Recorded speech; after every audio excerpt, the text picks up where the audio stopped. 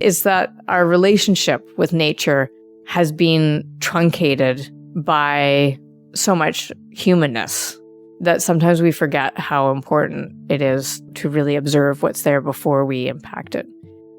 It's a huge embodied energy to building a house or any building, any structure. And that's why I feel like if it's a building that people feel like, wow, this is incredible, then it's kind of like a Japanese temple where they survive hundreds of years because people know that thought has been put into it. And to me, that's really important. If you're going to build something, build it with so much love that nobody can destroy it. That's Everest MacDonald, and this is The Stories That Brought You Here, a podcast dedicated to the people living in and around the Salish Sea.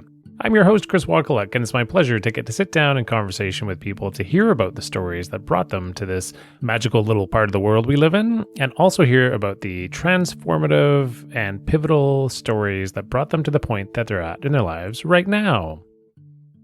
There is a quote I really love, and it's, "Good stories happen to those people who can tell them."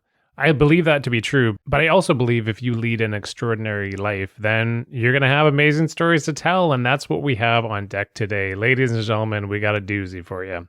This episode I did is the longest one I've ever done, and that's because the amazing stories just kept coming and coming.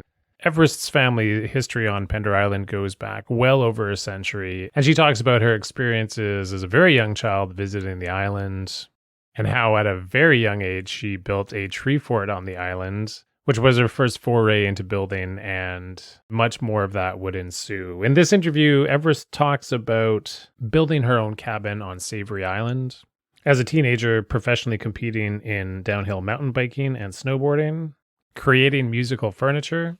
She will also explain how her career as an architect has developed over the years and her method and process involved in design. If this is your first time here, welcome. If you are a returning listener, welcome back. It's been a little while since I put a podcast out because I've been taking a little time off in the summertime to step away from this because I find less people listen in the summertime and it gives me an opportunity to take a little break. I plan to have more regular episodes coming in September through the rest of the year, so stay tuned for that. I hope everybody out there has been having a good summer. I certainly have. So first, a little bit of music and then my interview with Everest MacDonald.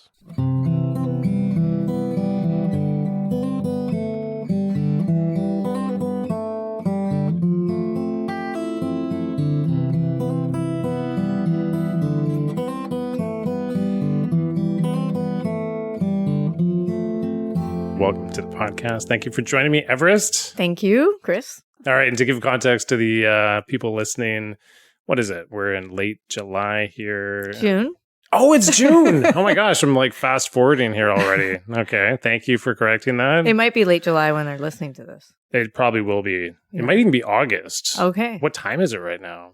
Maybe 8:30? Yeah. This is the latest I've ever recorded a podcast. Yeah. Well, it's close to solstice. It is. I think I'm really looking forward to this because we're going to be moving from light into dark while we're doing this, which is more of a wintertime podcast thing for me. But yeah, it's awesome. Yeah. How has your day been so far? It was great. It was full. I was meeting with my business partner and then cleaning. And then Ronnie showed up and moved some stones for me and built a little 2 stone steps, which are gorgeous because he's the most amazing stone artist. Ronnie Henshaw. Yeah. Yeah. He can read land and a stone better than anybody else, in my opinion. Sweet. Ronnie actually did work in our yard too. Oh, really? Yes, You're lucky. Did. That's what we were told, and I feel fortunate for sure. Yeah. Flattened it out, smoothed out the backyard there. Yeah. People are like, wow, this is a really flat yard you have. Like, this is great to have on Pender Island. It's so very rare. unusual. Very unusual. Yeah. Yeah. Let's get into the traditional first question that this podcast always gets to, and that, of course, is what brought you to Pender Island? Well, my family history.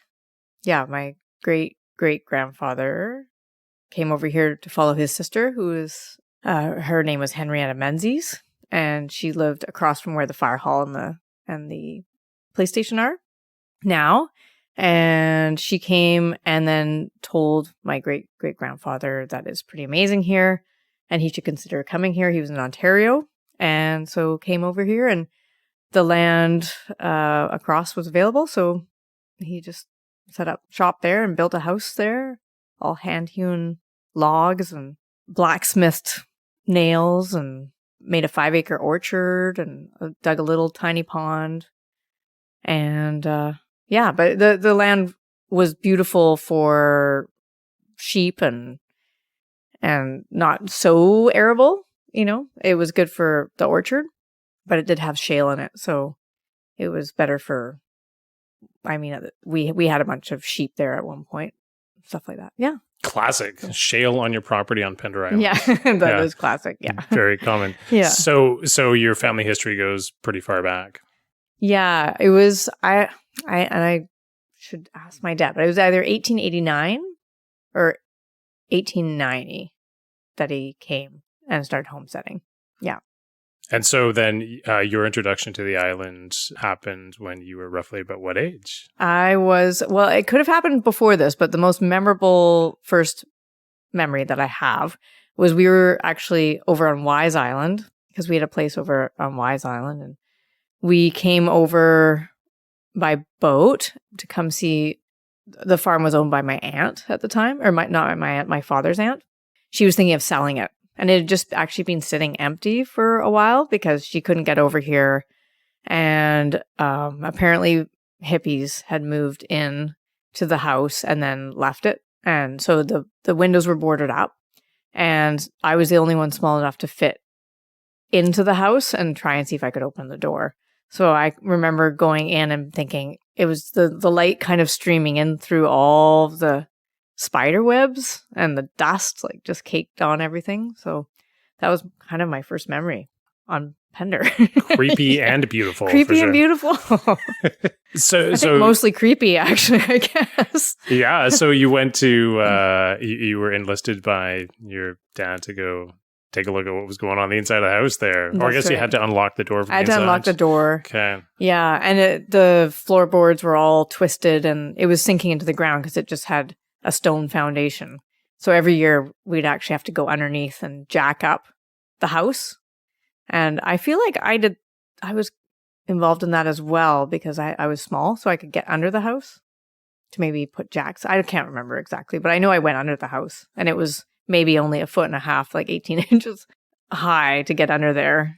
That's so hilarious. That's also creepy. It was also creepy under the house. It's that time of year, time to jack up the house. Yeah, that's right. You don't hear people doing that these days. It was an annual affair. Yeah, family affair. Yeah. Yeah. And so, what year was that roughly? I believe it was around 1975 or 76. And you were how old at the time? Well, in 76, I would have been 3, and I was told that we first came and my dad purchased it from my aunt when I was 3. All right. So your first introduction to Pender Island was at a super young age. It was a building inspection. Yeah, wow. That is incredible for a 3-year-old. Yeah, that's very well done there, Everest. And so and break and enter. Yeah, wow, all in one, right? Yeah. Fantastic. Did you write a report afterwards with crayons? Or no, was it I just... don't remember that. Okay. I think those are the only things seared in my memory, is going through that narrow passages. Yeah. It's a good one. Yeah, the twisted floorboards is a good picture. So well, I was going to say there's a really interesting story about the floor go for it, in the old farm, is that when my great-great-grandmother was knitting, and it was the middle of summer, she had the front door open to let the fresh air from it was too hot, so the fresh air in. And she looked up, and there was a buck in the front entrance. And she screamed, and the buck went up on the hind legs and came down and made hoof print marks in the front entrance. And it was probably still there. And I used to go there when I was a kid and just feel the hoof print marks, because I thought it was so cool. That is really cool, for sure. I don't know how many people have had a deer walk right into their house. Yeah, I haven't had that happen. Brazen. Yeah. Maybe they were a little more brazen back in the day. They've become a little more shy now. They're just looking for carrots that people actually take to them outside. Yeah. People do that, apparently. I've heard that. Okay. I've never fed a carrot to a deer before. Yeah. I haven't either. Generally, we didn't like the deer. Totally. And so as the years went by, how did your relationship to Pender develop? Well, I traveled over Pender Island, often in the back of the pickup truck, because that was sort of okay back then. And the driftwood was there, and it was much smaller, and it was kind of loggish, I feel like. And there was an amazing rope swing that was just where Ainsley Point now is. And you used to have to hike out to the rope swing along the edge of the water where there's houses now. And it was the most amazing rope swing. Do tell. Why was it so amazing? So it was attached to a tree that hung out over the ocean. And there was 2 platforms, like a lower platform and an upper platform that you could leave from. And then you go out over, the ocean if the tide was in, and the beach if the tide was out.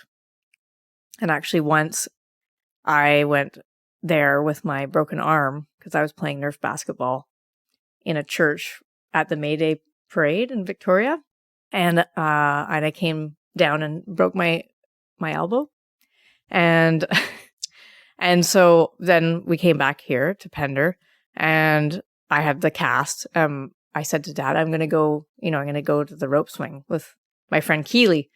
And he's like, okay, but don't go on the rope swing because you've got a broken arm. But Keely would not go on the rope swing, and it was driving me nuts. Like, she's like, I'm scared. So I took the rope and I grabbed a hold and went out, not really thinking about the centrifugal force. And I went all the way out to the furthest point, and the tide was out, and I had to let go. Like, it was too much force. And I came down, and it actually ripped one side of my shorts completely off. Whoa. I had like Zulu 1980s surf shorts. And yeah, anyways, it was horrible. And so then one side of my body was like covered in barnacle scratches and bruises, and the other side had my broken arm, and it looked like I'd been to war. Yikes. Yeah. But you didn't get the arm wet, obviously. I did not get the arm wet. Job well done. Yeah. So, but it was hard to hide the fact that I did go on the rope swing. Yeah. So your dad busted you because of half your body covered in scratches. And I feel like I might have had a discerning look, but I didn't get lectured because I survived. And because actually it was really treacherous coming back over, like walking, and I couldn't walk very well. Yeah. So it was kind of a miracle to make it back. Treacherous because you're walking over barnacle covered rocks. Well, no, the path back was it was right on the edge. Like, it was a deer path, essentially, to go out there to the rope swing. Yeah. Anyways. Well, actually, let's just take a quick side street here, because you came over and you brought some pictures, and one of the pictures you showed me, you had a cast on because you had broken your wrist, and now you're telling me a story about you broke your elbow. Yeah. And anyways, and you're on this rope swing and falling on barnacles. You sounded like a pretty rambunctious young lady. Yeah. What were you like as a kid? It sounds like you really were living life very physically. Yeah, I was a little bit rough and tumble, I guess. And I kind of looked like a boy. So lots of people mistook me as a boy up until I was about 10 or 11. No, maybe 12 even. I was in high school, grade 7. Grade 7, people still thought I was a boy. And then I guess, I turned into a teenager, and there was less confusion. Yeah. But I loved doing things that were typically boy activities during that era. Now you can do whatever you want. That's awesome. But it's interesting because, fun fact, I've never broken a bone in my life. Yeah. Okay. So already we're talking about 2 incidences that happened with breaks in your body. Were those the only 2, or were there more? Well, no, actually, to segue back to, ironically, Ronnie came over and was doing some work right at the beginning of COVID, because he was able to still work. And it was raining out, and I had to grab something off slippery, like near some slippery wood. And I fell, and I didn't want him to know that I'd hurt myself because I don't know. Anyways, I was kind of embarrassed because I think he might have said, be careful or something just before. Anyways, for 2 days, my family is like, you should go to the hospital and get your elbow checked out. And I was like, no, because it's COVID. Like, I don't want to go into any hospital right now. And it was really beginning of COVID. It was March, like it was around March 20th or March 30th or something like that. Anyways, I went to Sanpan because the family's like, you just have to go. And I was like, it's probably nothing. And I went there and people were shocked that I was coming into the hospital. And they gave me the COVID room. And they said it actually hadn't been used yet. So it was actually the safest place because I didn't want to go to the COVID room, but all the other rooms were actually occupied. Anyways, so that was my other broken bone. Yeah, congrats getting the inauguratory visit to the COVID room. Yeah, I was like the first person in the COVID room in the Sanpan. And you wound up having a broken, my elbow. Same elbow or different elbow? Same. No, I can't remember. All right. Yeah, I think it was this elbow, the left elbow, for the rope swing. Yeah. And then my right was for when I fell off the tree when I was 5. And then and then when I slipped on the wet wood. And there've been no more breaks since. I don't think so. Okay, so that's not a crazy ton of breaks. Okay, no, all right. Okay, backtracking into childhood again here. So, thank you for mentioning a kick-ass rope swing at Ainsley Point. It was the saddest part about the subdivision. Well, to me as a child, it was the saddest thing about the subdivision, but it was also sad that there's trees and stuff taken down. There's a subdivision? Oh, Ainsley Point Road was considered a subdivision. Oh, okay. Yeah. And I guess that happened in the 80s? I think it happened in the 80s, yeah. You're spending time on Pender as the years are going by. And did you enjoy being on Pender as a kid? Yeah, I love it here. Yeah. I feel like my roots are here, and that's why my children are here, is because it's so nice to have your roots from Pender. You can go anywhere in the world, and to be able to come back to a place like this and call it home is an incredible thing. Well, tell me more, like the fact that you feel so strongly about this place. Why is that exactly? Well, when I was growing up, I really liked the quiet, and I loved the arbutus trees and the smell of the arbutus leaves. Like right about now, there's this interesting smell. It's really subtle, but it's so amazing. And I mean, for me, a big part of it is the history. Like my great-grandfather, my grandfather, and my father. Like everybody has told me so many stories, and so that's another reason I feel so rooted here. And all kind of before people were here, somewhat, because I remember my grandfather telling me. I said, "What's your favorite place on Pender?" And he said it was the Oak Bluffs, but there was no houses there or anything like that. He said he used to go up there when he was deer hunting, and he said he could look down over the cliff and it looked like the ocean was boiling because there was so many herring balls. And then the whales would be like getting the herring balls and, because the salmon were running, and it was like chaos in the ocean because there's so many fish. Wow. Yeah. So, it was big impact in 2 generations. Absolutely. Yeah. Yeah. I've never heard a story like that before, actually. Mm-hmm. Yeah. So you feel a deep sense of connection to this place in large part due to your family history here. Yeah. Yeah. And I guess little things like I loved just hanging out with the trees on Pender. On the old farm, there was an arbutus tree that was at the top of the hill. And I think my parents were renting out a teepee at the top of the hill at one point, but we would also go in and stay at it, and the arbutus was above this teepee, and it was a canvas tall tent thing, and if you lay inside and you looked up, it would be like the wallpaper was moving because it was just the arbutus, the shadows of the arbutus above inside the tent. It was so beautiful. And we used to sleep up top there on that hill. And the stars, I don't know. The stars are the same everywhere, but for some reason, when I was a kid growing up, it was astounding because there's no light pollution or anything like that. And we used to slide down the hill in cardboard boxes. That was another amazing thing. It's funny that there's like no kids slide down hills in cardboard boxes anymore. I never see it. And it was literally, we had different tracks and we named them different things just as if it was like a ski run or like a splashdown park ride or something. We loved it.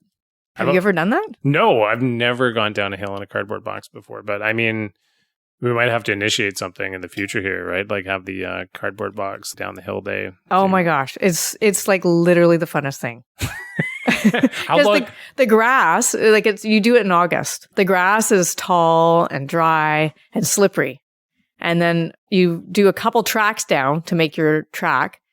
And then it gets even slipperier and slipperier because it's just one way. All the grass is facing that way and you're sliding down the grass. How long does the cardboard box last for? Does it hold up to multiple runs? Yeah. Well, it depends on the type of cardboard box. There you go. And what we'd have box blowout for sure. And actually, it was funny because the best place to ride the cardboard boxes was from the Arbutus tree, that one I was telling you about, down. And then there was a fence there. And sometimes we'd take the fence rails out because you'd hit them otherwise, like depending on how fast the grass was in terms of the slide ability. But yeah, like I feel like literally my home was on that hill or under that tree. I carved every boy I ever had a crush on, like initials into that tree. And we built a tree fort up behind there, me and my cousins, on top of the other tree fort that I built near our house.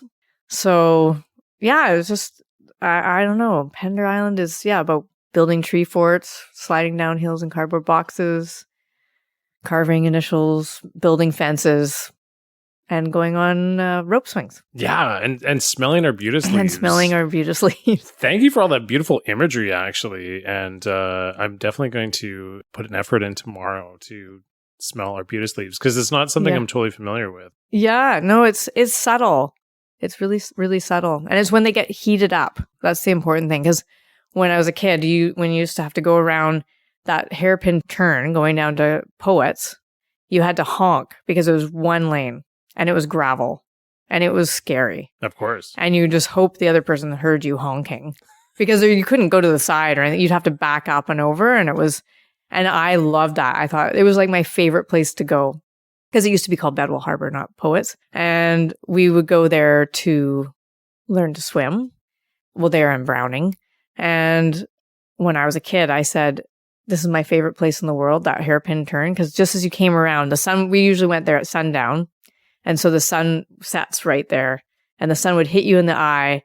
And I'd asked for us to either park ahead, like behind, and then walk up there. And that's where I first smelled the Arbutus leaves hot from the day. And kind of became aware of that. Yeah. Yeah. Mental note to people listening, we're going to touch back into that story again because it's pivotal in Everest's story here. But I want to ask you about building tree forts next because we've talked a little bit about this. But it sounds like that was a very pivotal experience in your life, you building an epic tree fort when you were a young girl. Yes. I built a multi-story tree fort. And the goal was to be higher than our house. With the stories. I think it was 7 stories, and some of them were like small stories, but it was in a cedar tree that had many, it was almost like a celery cedar tree. Like it just had so many things coming out of the base of it, so many trunks because they weren't branches from the base. Like it was like a small grove of cedars, but they were so tight together. And so it made it really quite easy to build a fort in there because it had all the points. So that's when I first learned how to build a dwelling, I guess. How old were you at this point? I was 5 or 4 or 5.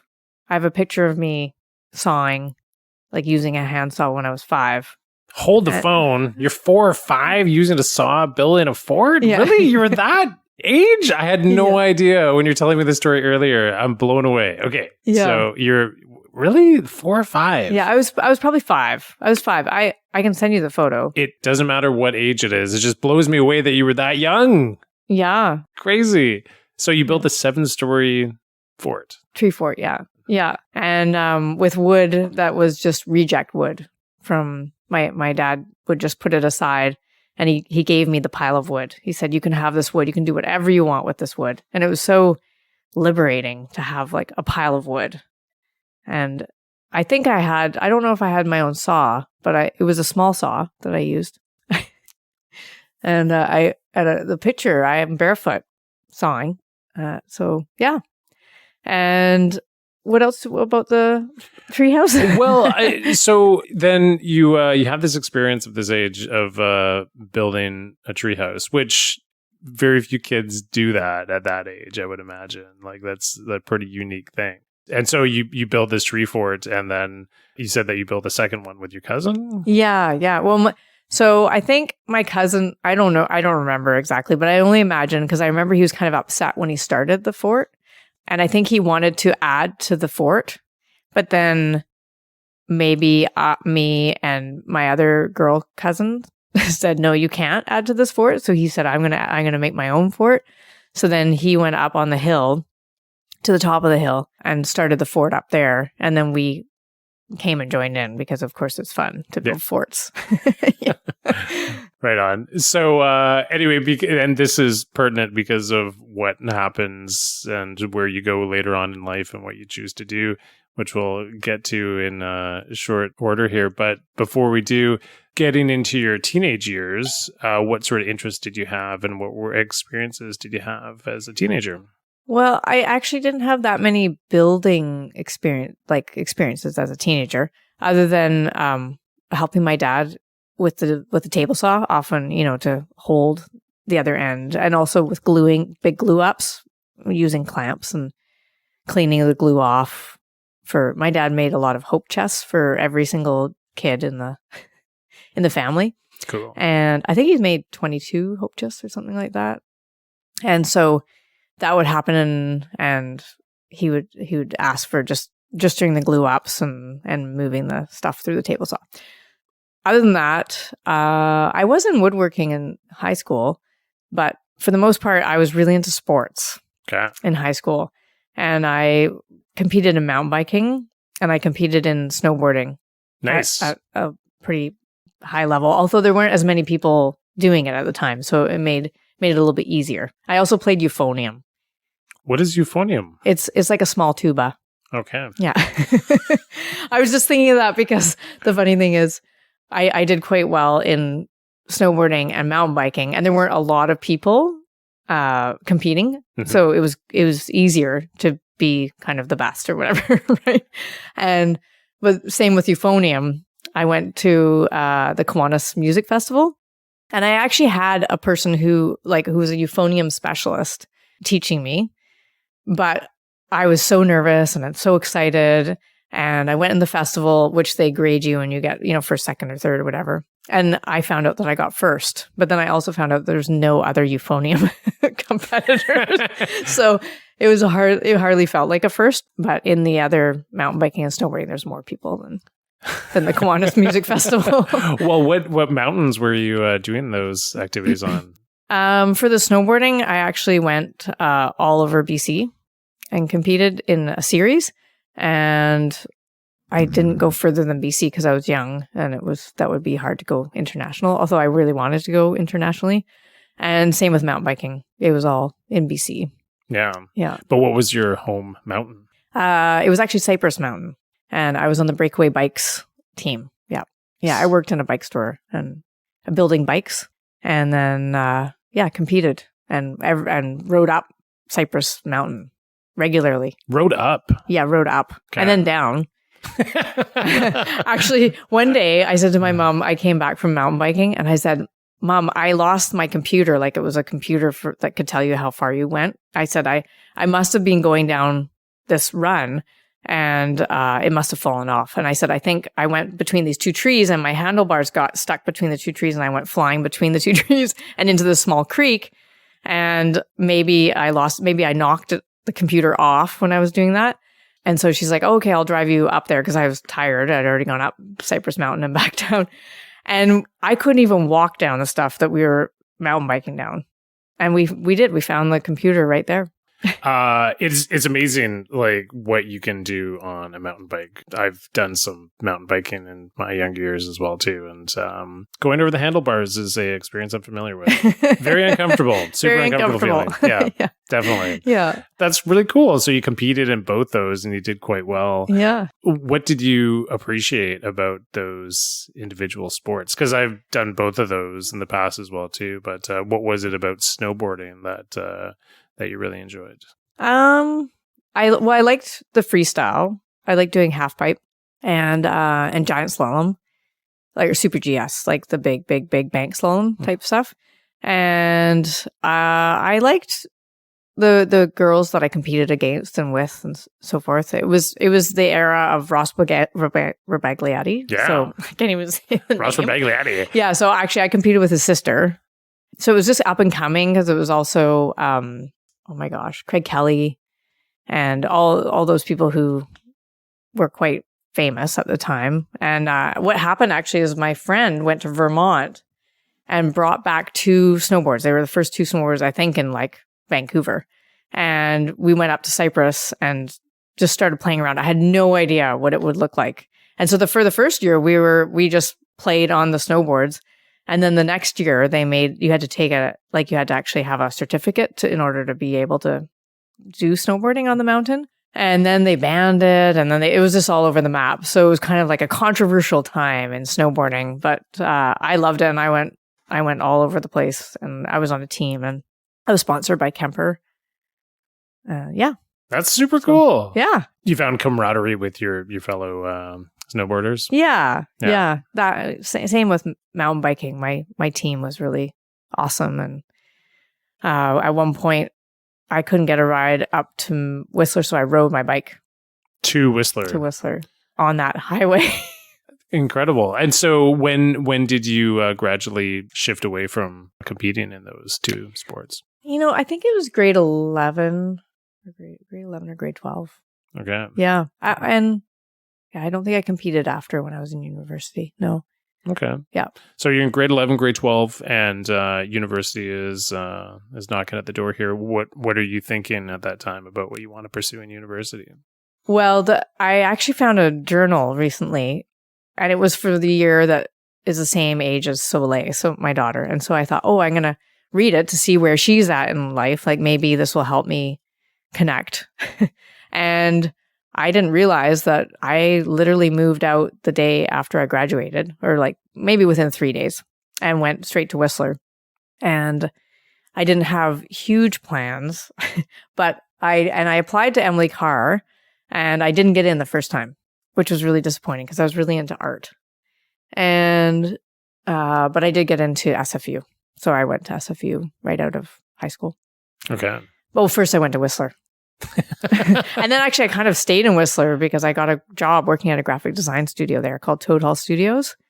And it was actually kind of funny because I left my portfolio there. And when I came back, they were so desperate for somebody to manage all these artists. But I was 18, 17 or something like that.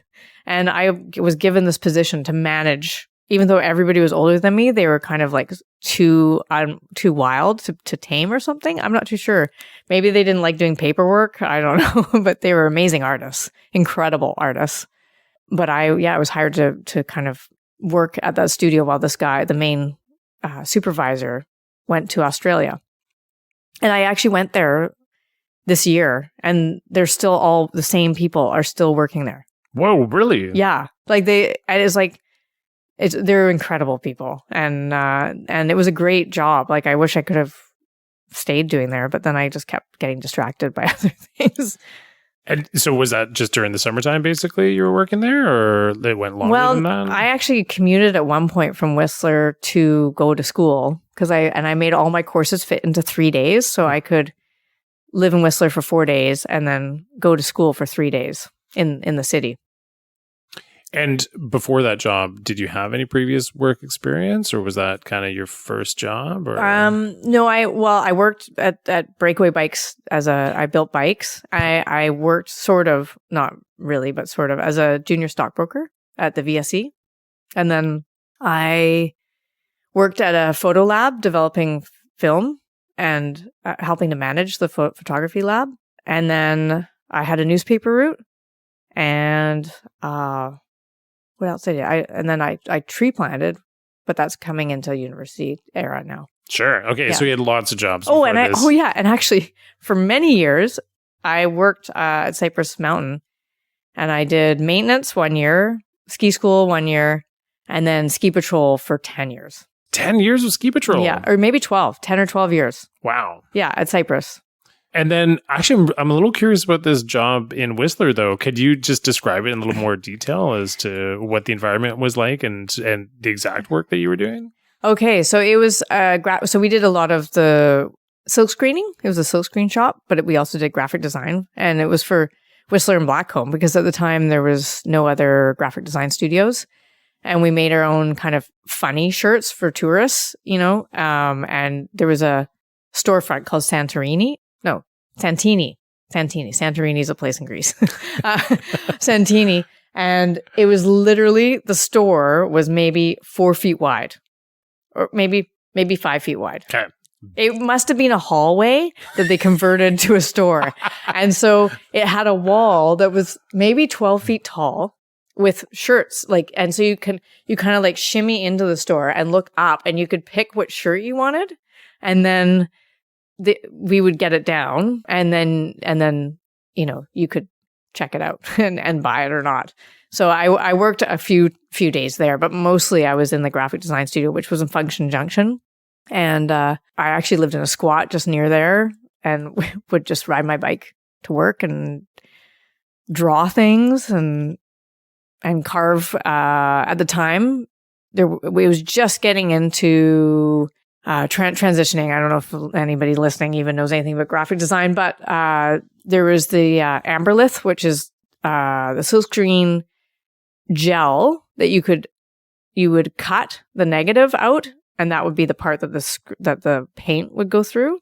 And then we got this big new machine, which was a photo emulsion machine, so that it would actually sort of chemically, you could spray the amberlith and it would come out. So you didn't have to like carve with a knife the shape that you wanted to come out. It's hard to explain if you don't know about graphic design, but or silk screening. But it sounds like it made things easier. Yeah, it made it way easier. Yeah. It would take forever. And then if you screwed up, obviously like... Back to the drawing board. Yeah, whereas this, you could just draw something and then it would like the black the light couldn't come through. And so then it was called photo emulsion and it would do everything for you basically.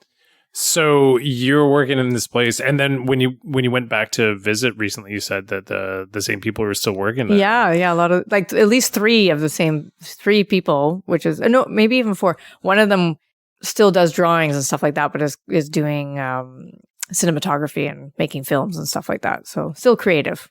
Cool. And so you're commuting to SFU while you're living and working at Whistler. And then what are you taking at SFU? SFU, I did fine arts there because I still wanted to do art. Mm-hmm. And then eventually I got into Emily Carr as well. So I received a degree from from SFU actually, because they didn't have degrees from Emily Carr at the time because it was a college. It wasn't a university. Mm-hmm. Now it is. And so I just took my credits from Emily Carr and added them to my credits from SFU and eventually got a BFA, so Bachelor of Fine Arts.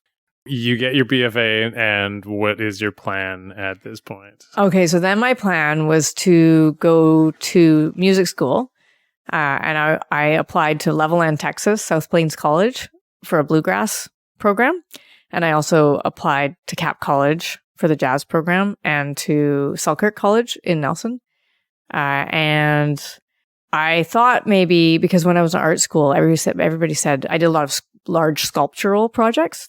Like I designed this kinetic sculpture that it generated energy and ran the whole floor of my art studio floor of the building. What? And yeah, using excess energy that was wasted through... Anyways, it's like a guy from BC Hydro came and he's like, "Are you in engineering?" And I was like, "No, I I'm an art student. And he's like, whoa. But so yeah, I did, all my stuff was quite like large and kinetic. Well, wait. Let's just, I just want to know a little bit more about this particular sculpture because it was powering the entire floor. The floor, yeah, the art floor of the SFU Fine Arts campus. What? Yeah. Well, at the time, the Fine Arts campus was actually Princess and Alexander, which is just off Main Street in downtown. It was the highest crime rate in all of Canada location in the early 90s. So it was kind of scary sometimes. But anyways, there was this big building. It was a commercial building actually that had a bunch of fabric and like things to do with textiles. Mm-hmm. And they rented one of the floors of this kind of big old building. And I just noticed that they were wasting a lot of energy with all of their different fans and so forth. So I actually made it myself. It was a wind generator using a self-exciting alternator from like a marine alternator. Mm-hmm. And then I recycled all the bits. Like I found pieces. I love going to scrap yards and car wrecking places and just finding parts and then sticking them together. And I made this essentially a wind generator that took the excess, when you go by a building and there's all that fan air coming out. Totally. I figured out the exact distance away from that I could get the energy and recapture it and not impact the heating system of the building. Wow. Yeah. Okay. That sounds pretty amazing. I hope you got an A for that. I did. Actually, it's funny because I won the Helen Pitt Award, which is, I didn't even know there was any awards or anything, but they gave it to me for ingenuity in art. And I used that to buy solar panels. For my cabin that I built up on Savary. All right. Did you have the idea to build a cabin on Savary Island at that point, or how did that? No, I'd already built the cabin. Okay. Yeah. So when I was in the graphic design studio, that's right. I had just finished doing tree planting, mm-hmm. and we had a really good tree planting situation. We worked in Lillooet and on the Duffy Lake Road, and it was hectare planting. And so the idea of hectare planting is that they've already planted the area, but then you have to go back and see which trees survived and which didn't. And you'd have, bags full of trees and you'd look for holes in the forest that was starting to grow. Yeah. But if the people before did a really good job of tree planting and the trees survived, then you just ran around like frantically looking for holes. And if you didn't have any, you didn't have to go back and reload with your tree bag. And we got paid per hectare. And so there was, I think, 5 of us on the crew. And we actually planned it. It's really cool because where Joffrey Lake is, there's like a little valley there. And that's where I planted. So I can go back and visit it. It's super cool to see the trees coming up. And usually you go to places and you don't see them. They're on logging roads way far away. Yeah. Yeah. So anyways, we did so well financially. And so out of the 5, I think 4 of them all are like, I'm going to buy land in Costa Rica with the money. Because I think we made thousands and thousands of dollars. And for just graduating from high school, it was pretty incredible. And I decided I was going to go to Costa Rica, but I thought, oh no, maybe there's something closer by. And I was looking through the newspaper, the Whistler newspaper. I can't even remember what it's called now. But anyways, and there was an ad for a lot on Savary Island. And so I thought, and it was in my budget. And I was like, oh my gosh, I'm going to go up there. So I went up there and it was kind of crumbling because it's like sandy on Savary. And my dad recommended that I didn't get it. He also said, you don't quite have enough money. And I was like, yeah, but I'm close. And he's like, you don't have enough money. I thought, well, I'm never going to find anything cheaper. But I talked to the realtor there and he said, actually, there's this woman who lives in Winnipeg or someplace and has never seen the lot and she's selling it. And it was exactly the amount I had, pretty much. Yeah, I think it was exactly the amount. And so I went there and it was oceanfront. And it was $16,000. And I bought it that year. And then a year later, I started calling demolition sites and stuff like that and seeing if anybody was just getting rid of stuff. And this one guy called me back. He said he called me back because he's like, it was so weird to get a message from a girl Like, I guess so. He's like, I just thought I would call you. And they were taking apart Sardis Secondary School. And my dad, ironically, went to that school. And it was built in the 40s or something, and they were demolishing it. So I actually didn't really know, other than the tree fort, how to really build a house. And all the people that were working there, I think they all came from the jail, and then they came to work to demolish. Oh, no way. Okay. And so I formed like these friendships with all these people that would come in on a bus, and I'd say, hey, like, if there's something cool as you're deconstructing it, let me know. Cause I was just denailing wood down below, and they showed me how to denail wood. And they'd say, hey, Everest, we're taking apart the stairs. You can see how stringers are and all, and how this whole thing goes together. So I'd run over and I'd check out what they were demolishing. And then, they'd call me, hey, Everest, we're taking out the window, come check out the headers and the cripples and everything. So that's how I learned about what a building looked like. Although there was firewalls everywhere, so I kind of thought there was more studs than you needed in a wall. Okay. Because, anyways, so yeah, so I think it was like $2,000 or something like that for all the wood I needed to build a cabin.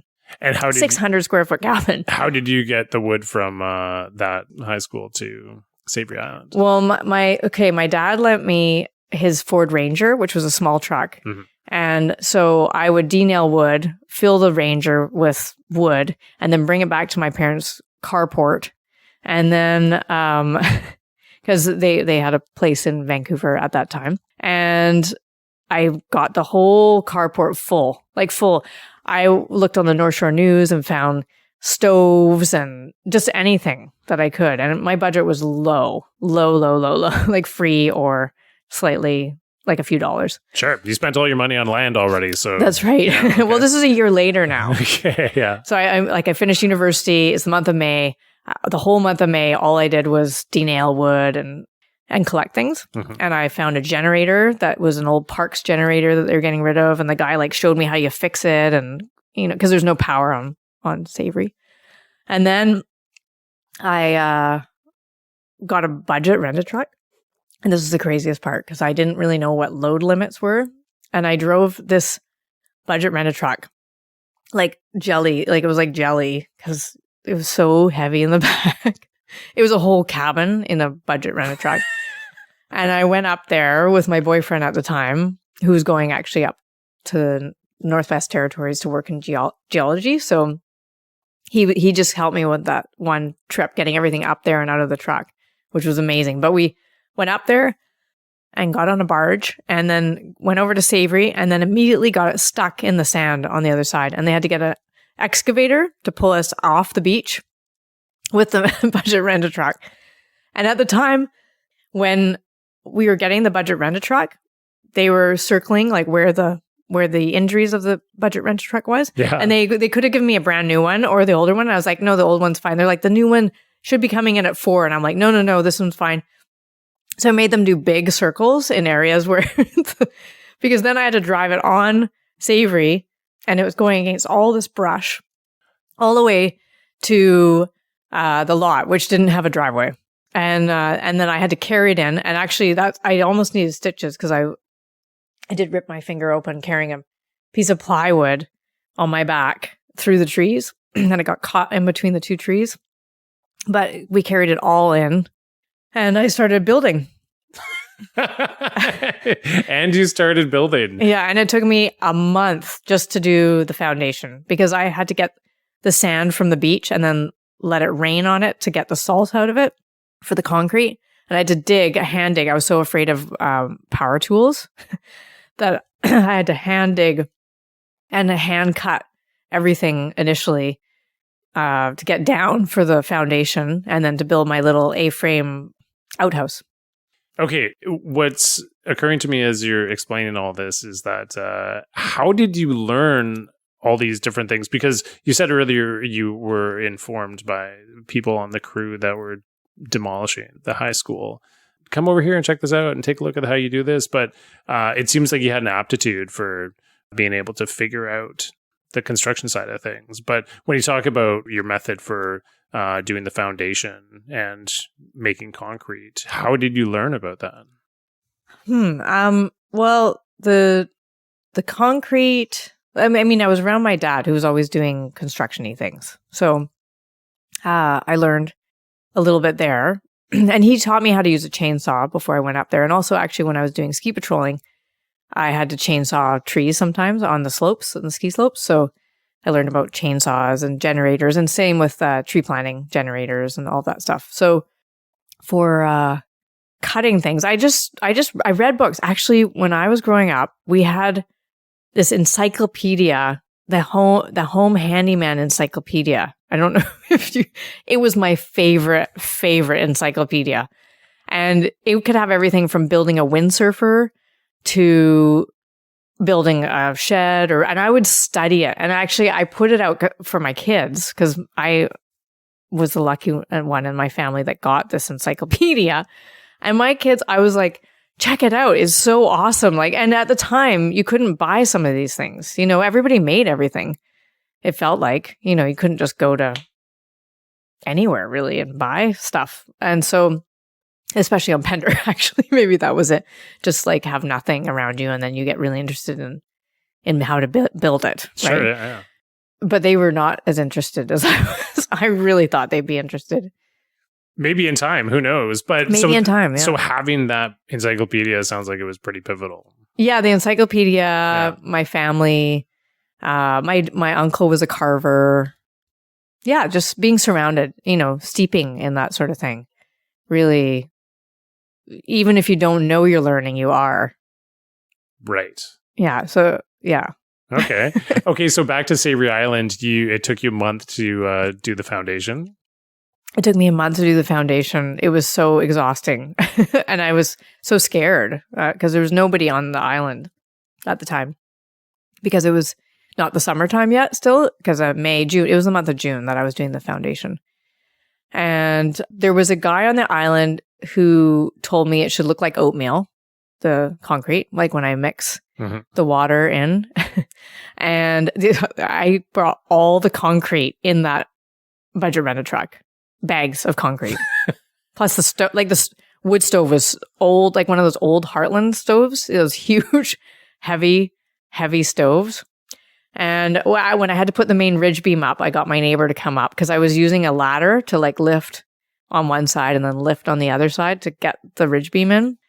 And then actually some friends from ski patrolling came up to help me lift the walls. And I used logs for the foundation. Like it's still standing. And in fact, the guy I sold it to is living in it. And he's been living in it for years and he loves it. Wow. And I go up and visit him when I go up there. Because we go every year now, but we don't have a place there. We just go to stay at the various people I met while building and living there. Because I graduated from my undergrad using solar panels, like typing, because I left all of my courses that were electives to the very, very end. Mm-hmm. And I had this huge Mac oval back. And I had it hooked up to my solar panels and I'd type all my essays. And then I'd take the water taxi to Lund and mail them to SFU. And that's how I graduated. Wow. Yeah. How long did it take for you to complete this 600 square foot? It took me till September because I had to go back to school. And I worked 18-hour days. Like I worked really long hours. Wow. Yeah. And so you're doing this, it sounds like basically by yourself, except with a little bit of help along the way. Yeah, the beginning part was by myself. And then as people found out that there was more, like it was actually happening, maybe people didn't think, maybe I didn't invite anybody at first. So for the first month and a half, nobody was there. And then friends would kind of visit and I'd be like, hey, you can help me lift this thing, or hey, you can, do this or that. And so near the end, my sister came up when I was putting the roof up, which was really handy, like putting the metal roof on. That was really handy. And then my dad came up and my boyfriend came back from working up north and help do all the siding, the shingle siding. So I had help. It wasn't like I'd like to say that I, did it all in isolation, but it's not true because I asked neighbors, questions. And actually I met some people would say, you have to go check out this guy. He's built this amazing place down the road. And so I go down and I check out other people's houses. And Actually, one of them is like one of my closest friends, Tom and Hella, and they're now in their 70s. And they built the most amazing cabin on Savary Island. And so people said, you got to go check it out. And so I went down there and met them. They never came to my house actually, but I did go to theirs, and they gave me lots of information and a couple old windows, that they weren't using anymore and stuff like that. So there's kind of a community that I drew on there. During this process, you're learning more about how to build, but in the meantime, what are you learning about yourself? I think anybody can build. It just takes time and interest. It's not that complicated. I mean, I now know who to hire. Like I did that all essentially myself, like all the finishing and everything like that. But now I actually hire really good people to do things because I know my limits. So at the time I didn't. I mean, it was funky and cool, and that's amazing. Mm-hmm. But as I'm now older, I'm now more particular about little things, which is kind of sad, actually. Is it? Well, I don't know. Like, it was a funky cabin, and it's cool having something funky too. It is, but I know it means that you care, right? If you're more particular, it means like you care a little bit more, right? You know it can be done better.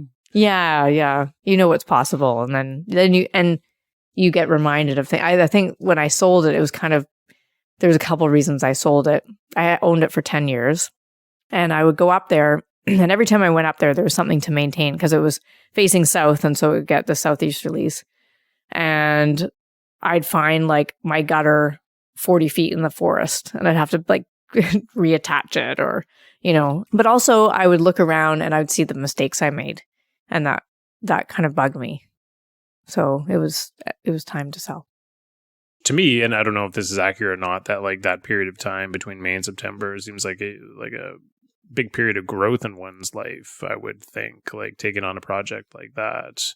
Did you see it that way, or was it just like, no, this is just something that I was doing? And it turned out to be more work than I thought it would be, and there was many challenges, and I really grew up during that time.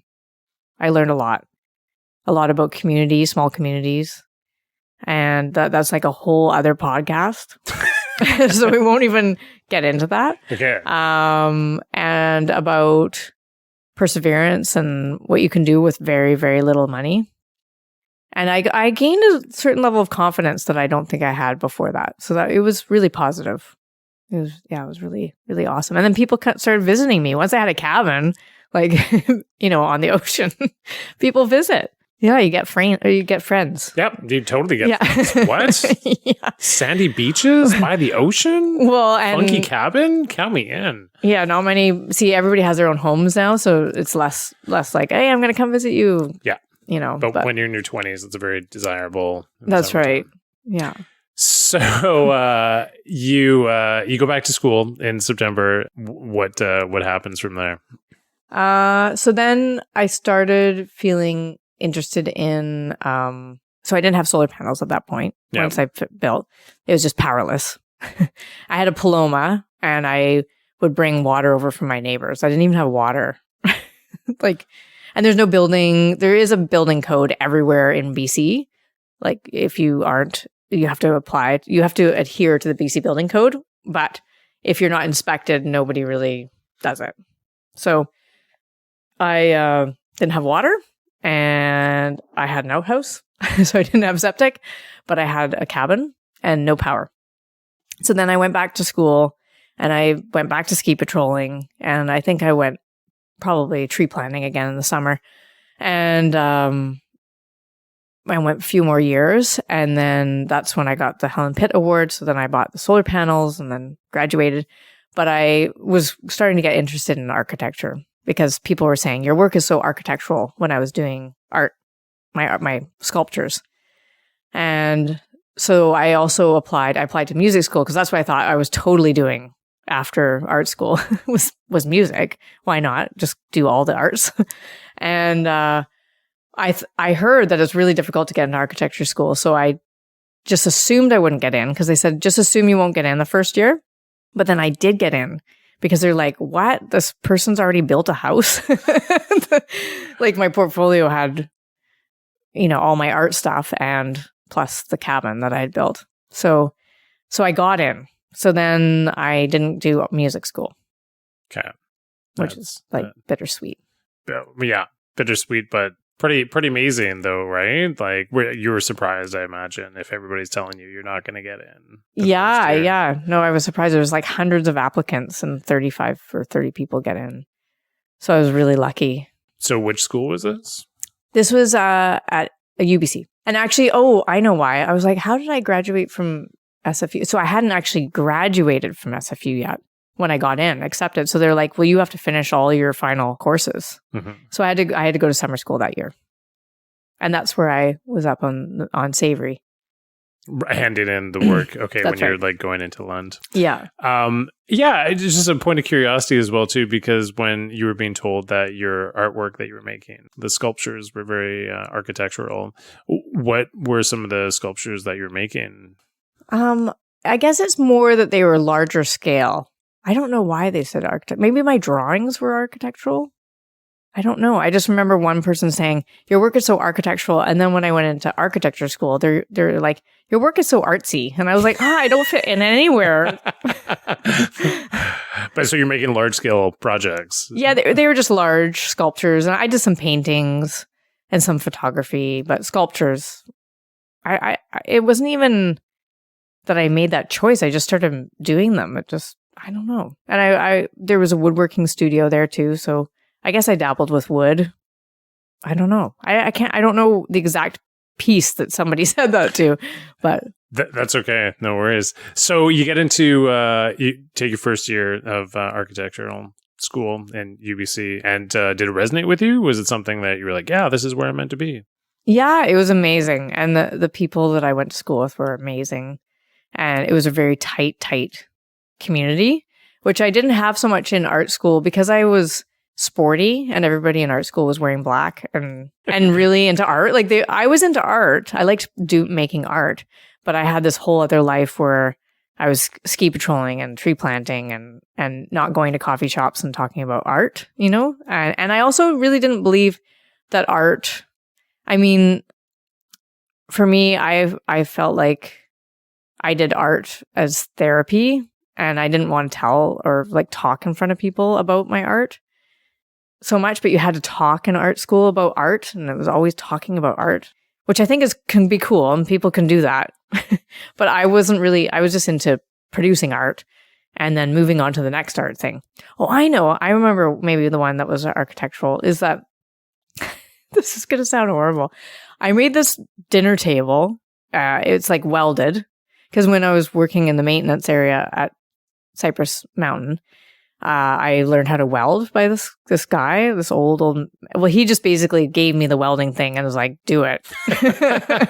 And I had like this horrible headache afterwards because I could never see, and so the blue light was destroying my eyes and my brain. Anyways, but I made all these flag holders, and I was thinking during the Olympics, I wondered if any of them collapsed on people. Like they were like metal flag holders. Yeah. Yeah, but I didn't hear of any disaster during the Olympics of flags landing on people, so that's good. But so I made this dining table, and it was with chairs, and it had this layer in it that I melted lead.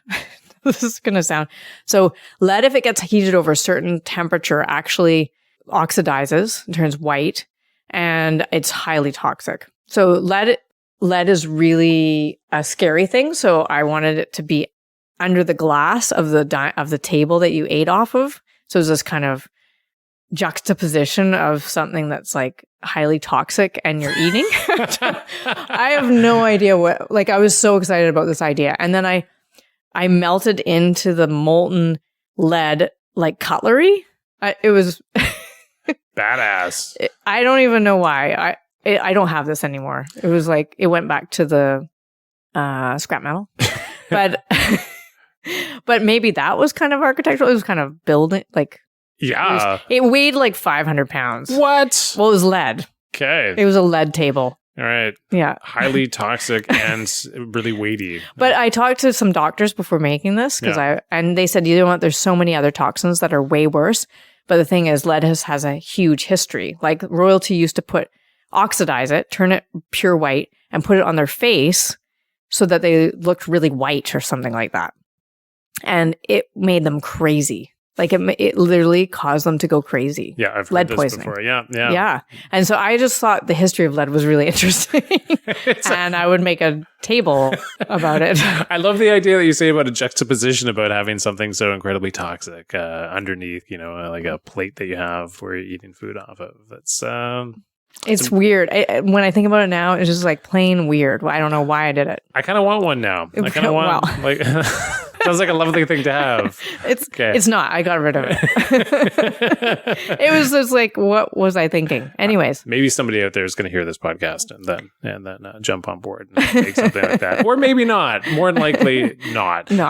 So you were using art as a form of therapy, you said, during art school. Yeah, well, some of it I also made this couch out of drums. I don't even know how I found, like, a deer was hit by a car, and then I skinned it, and then I buried the skin in the ground and did all the salting and everything like that. And then there was, like, BC Hydro was taking down this rotten tree that had a hole in the middle of it. And I made all these drums that became a couch that you could, like, drum on. Like, it was like, and then I just went down this whole line of creating, like, a harp. That was a chair. The back of the chair was actually a harp, and like it was awesome. It was a whole furniture line of musical furniture. Wow! And then I made a film because I was also in film. I did film at SFU and video production, and so I started making films about instruments and construction for some reason. Anyways, it's just using. Anyways, I can't even. I made all the instruments, and then I did all of the. Like they were weird instruments. Like I invented instruments made out of like copper tubes and strings and like everything. And then I would do the sound for all of my movies. With those instruments? Okay, and what were the movies about? But that's not very architectural, is that? No, but this is super interesting. So what were you making movies about? Well, I made one called Wood and Water, which was about my great-grandfather, who, this is a good coming back to Pender Island. Yeah. He was born here, and he was a luthier, and he was a captain, and so he actually ran the SIPEC, which was the first ferry between Salt Spring and maybe Victoria, maybe Vancouver. I'm not too sure. The SIPEC, though. He did like some summer shifts over on Salt Spring, running the ferry there. So it was about him making musical instruments, one of the films. And then I made a film about a guy who they say that one leg is shorter than the other. And so wherever you start in life, you'll come back to where you once started. So it's kind of like salmon. And so it's the story about this guy who's like sick of being in society. And so he leaves society and goes on this big, huge journey. And I filmed it like up on Garibaldi and in this like cavern and in a cave and down Cypress Creek, which is a really beautiful creek if you can ever walk that creek. And there's these pools and stuff like that. And he comes all the way back. And I then did all this animation. Like I got really into animation and, and I did this animation where it was panning out from where he was. Like, so the beginning part is all film, I filmed it all.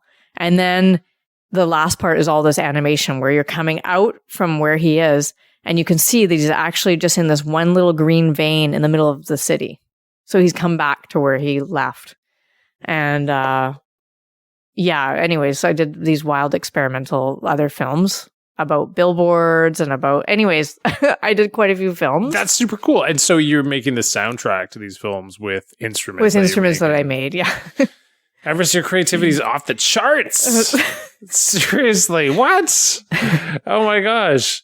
This is mind-boggling. So then when you are in your first year of architecture school and then you're finding as if like there's a community there for you that wasn't necessarily a community that you were finding in art school. Yeah. Like in the film and video, I had a few friends. Actually, one of them, I don't know if I should say, anyways, but his name was Bartholomew Simpson. We could just laugh, but he actually still does like films and various things now. I just thought that was funny. It is funny. Yeah. There's not very many people named Bart Simpson out there. But No. Yeah, in architecture school, I found some really fast friends, and I did a studies abroad, which was in Athens, Greece, with some of these people, and did Hornby Island elder housing, where we did design build and on Hornby. So we did traveling together, and it was such an intense program that we were there all night. Like we'd sleep under our drafting table sometimes. It just was, you lived architecture, and it was actually awesome and sort of dysfunctional. Why were you guys sleeping underneath the drafting tables? Because you're working that hard? Because you're working that hard. Yeah. Yeah. Like my teacher, Patricia Patkow, who's amazing. And I had numerous amazing teachers, profs in architecture school. But she would wear scissors around her neck, like instead of a necklace, there'd be scissors. Yeah. And you would work so hard on a model, and you'd think, "Oh, this is so good. This is great." And then she'd come and she'd be like, "Yeah," and then she'd start like maybe you want to cut this out, or maybe and deconstructing it. Yeah. And turning it upside down, which is cool because she didn't want you to get attached to your one idea. Like there's so many ideas, and so. In architecture school, I didn't learn a lot about practical things in terms of, because there's different codes everywhere, and there's different types of building construction everywhere in the world. They didn't focus on that. They really focused on creative process. And we did have process and practice, which was about law and how you couldn't get sued and all the horrible things about what can happen in architecture. Mm-hmm. And then there was also environmental stuff, which is all about building envelopes and stuff like that. So we did do some technical courses, but for the most part, studio, which was the biggest course that you had in every semester, was about creative process, and it was amazing. And we'd have critiques, and the critiques would be brutal, like just brutal. Like people would be crying, and you hadn't slept in days, and you're presenting these things, and you only had a limited amount of time to, create something. But also the most creative things I've ever seen came out of that. So it was slightly dysfunctional in that I got out, and then I haven't been able to stop like working that hard. Although I guess in retrospect from our conversation, I did work hard before, but but it kind of amped it up to the next level. Yeah, it's funny. I can't shake the image of a teacher wearing some scissors around her neck. Yeah. Like I'd be like dreading her coming in with scissors. Like, no, what is she gonna do? But you actually found it to be helpful. Like the fact it was really helpful. Yeah, because you don't get attached to one idea, which is really important because you're supposed to be doing designing, like not just design, but designing. So you are trying to take something to the next level. And if you're attached to the first thing, you'll never get to that next level. And so that's what's great. That's what I learned in architecture school. Well, let's dig into that for a little bit, because for myself, and I think for people listening, might not have enough of a foothold to really quite understand. So in terms of designing, like what sort of things were you designing, and how were you specifically refining them during the time that you were going to school? So in first year, things were fairly simple because you're learning the basics. You're learning how to draw and communicate in that language of architecture. And then after that, we would be given such amazing projects that you would never get now. I mean, if you got them, they would be so lucky. They allowed you to be so creative, like so creative. And there's just so many fun projects in architecture school. We had to design seawalls or a museum of industrial artifacts. That was a really fun one. And that one was so fun. It was just off this Cambie Street Bridge, and industry couldn't exist without agriculture. So I had a big, massive wheat field just off Cambie Street Bridge, and then kind of these buried buildings. And there was before Olympic Village and all that stuff, there was railway tracks that went through that area. And so I created this timeline of different inventions throughout the year that you could walk down like along where the train was, and you could see different inventions as they evolved. And then the seawall I had, it was angled so that the water would come, like it would be very narrow when the tide was high, and it would be really wide because it was slightly angled. So I loved putting people in precarious positions, like kind of taking people on a journey was really important to me. And then my master's thesis was an environmental ski resort, and it had ice walls that changed summer to winter. Like it was continually changing based on the weather. There was a memorial built in the top of it because I was for Cyprus, the design that I did. And I thought the most haunting thing is going into an abandoned building. And a lot of people died on the mountain, and I thought that they should be honored. So I had this build on the top of this tea house that was on the top of the mountain. It doesn't exist. This is just in imaginary land. Totally, yeah. There was just kind of, it looked like an abandoned cabin at the top, and it had 4 slits in the walls in each direction and a big stone bowl in the middle and inverted roof. And as the snow melted, it would drip into that bowl. That kind of dripping sound was very haunting. And then when the wind came, it would whistle, it would make a certain sound and send snow that would create a line on the floor. And then there was pictures of all the people that had passed. And in all my projects, I use lots of recycled materials. So I'd find places that they were demolishing, like the shipyards in North Vancouver, and I'd take note of all the different materials, and then I'd incorporate them into the building. And I just like buildings that are changing and that carry you through on a journey. That's really important to me. Okay, so during school, you have these projects, and like all these things that you're describing are theoretical. Like they weren't made into real things. They're projects and assignments that you're making designs for. Yeah, although they all could have been built. And actually, I even gave my master's thesis to Cypress Mountain, and they never replied. And I worked there for 12 years. I think they just thought, oh, it's just Everest. She's like a ski patroller. Like, what does she know, or something like that? And I thought it was perfect. I think I was giving it to them for free because I thought they're going to have the Olympics, and it's supposed to be the greenest Olympics ever. And I studied everything to make it super environmental. All the designs I did. But during this time, you're completing these assignments, and you have these ideas that are budgetless. Okay, and so except for one of our assignments was not budgetless. But how hungry are you by the end of school to be like, I really want to start making things that are going to be made in the real world? Well, yeah, it's kind of a slight letdown because, of course, you get out and there's budgets, and people don't know you at all, and they haven't seen any of your stuff in architecture school. Like, you can't show future clients, like, and then this is when, this teeter-totter thing does, do you know what I mean? Like, people would be like, yeah, no, that's not in this project. So your artistic side, like, really got stimulated with the assignments that you were being given. Yeah, they're really stimulating assignments, for sure. Yeah, and I've considered going back to teaching to teaching at UBC, just because it's so fun to work with students. And the process is really good. It has benefited me because I don't get attached to my work now anymore. And the client is so important to me. And I know that some architects and in the past and now don't care about the client, but I really do.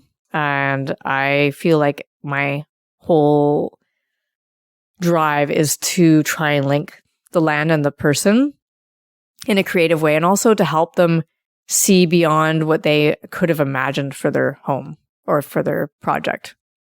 Because I've done more than homes. Yeah. Okay, well, let's jump into that with 2 feet here. Okay. So what you were just describing there about the situation about wanting to link individuals with something like very meaningful, building-wise in their lives. So how did that philosophy wind up developing in your life once you finished school? Well, so I finished school, and I actually immediately, while I was doing my master's thesis, I also was at BCIT and doing my peace officers training because I wanted to be a park ranger. And I ended up, because I also worked Coast Guard while I was in, for the summers doing architecture school. Okay. And ski patrolling still in the winter. And I wanted to work up Garibaldi, and I applied for the position, got the position, and then they contacted me and they said, hey, you have all this boating experience. Will you run with another guy, the Newitty Ranger? It's like a boat off Brooks Peninsula. You'll be the first park rangers in Brooks. And all you have to do is look for points of interest and take photographs of them. And I mean, we had to build outhouses and stuff like that, but which was kind of construction-y. And so I decided that's it, because I had stopped. I took a year off architecture school and built my parents' house. Whoa. Okay. On South Pender. And they had bought that property actually off an architect. It's really beautiful property. So that whole year was also pivotal. I worked with Steve Wright because he was the contractor, and I worked with Kevin Marston and Pete Fennell, and it was the hottest summer of the entire history of Pender or something like that. It was so hot. And yeah, but I ended up staying longer and working on the finishing and all of that stuff. So I'd already done a year of building in my architecture, and then also on Hornby Island, I did some building there. And then I just wanted to it was so intense doing my master's thesis that I just wanted to be in nature. So that's why I went to Brooks. But while I was at Brooks, my mom and dad, I guess, were taking calls from various builders saying, like, is Everest going to be doing design? She graduated from architecture school. Do you think she might be doing it?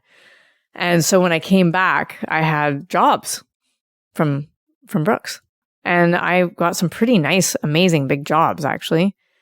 And so I did those. And were those based on Pender Island? Yeah. Okay. Yeah. All right. Yeah. I did a number, and I met other amazing people like Pat Mundy and Graham Stonebridge, who isn't here anymore, but, really cool builders that I still know now. So long time, like 25. Well, since working with Steve Wright, that was in 1996. And then I started getting jobs on Cortez. And one of my clients on Cortez actually lived in New York. And they asked me to come to New York and work for them in New York. So I did do that for years and years and years. Really? Yeah. Okay. So through a connection from Cortez Island, they owned property in New York State, I guess? Or? In New York, in Manhattan and Brooklyn. Okay. Yeah. How long were you living there for? Well, let's see. It was 2003 until 2008 or 9. Yeah.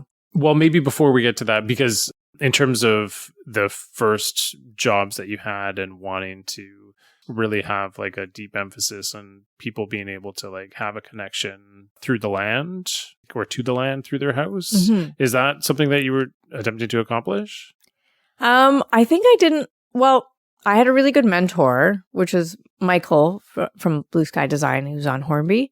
And he had a really interesting way of asking his clients questions, which I really appreciated. And I started using his kind of way of asking people questions. And then I learned to meditate. And so then I started meditating on land. I didn't tell anybody, though, because I was kind of embarrassed that I don't know why, but at the time I was embarrassed that's how I really felt and found connection to the land. But I did start to meditate, and it was amazing. And I can't even remember how I got them to do this, but I started asking people to write narratives about their imagining themselves on the land and what their typical day was, and winter to summer, and night to day, and with by themselves or with people. And I would get them to write a narrative. And often I didn't want them to describe, like, I want 6-foot overhangs on my roof. Like, I don't want to know, or I want a craftsman style house. I don't want to know any of that, right? I just want to know how they'll feel. Is it light and airy? Is it cozy and warm? Is it, those sort of things, those adjectives really help to create a space in your mind. And that's so much more genuine than I want a craftsman style house, or I want my house to be in a magazine, or I want. It's more like, I feel like this when I'm walking through this space, and I feel like this when I wake up. And that, to me, that actually forms the image. And then if I sit on the land after I've read their narrative and I meditate, I just feel like I'm just bringing the two together. And I tell people, don't try and solve anything, because that's why you've hired me, presumably, is that you can have the biggest challenge you've ever imagined. But that's my goal, is to help kind of marry you in the land and have you feel the way you want to feel. That sounds like a massive undertaking. And yet the way you're describing it, it sounds like it was the easiest way for you to go about doing things. It's way easier than being like, do you want a 2-door fridge? Do you want, those things are just pieces, and they make up the whole, but they don't make up the soul of the whole, kind of thing.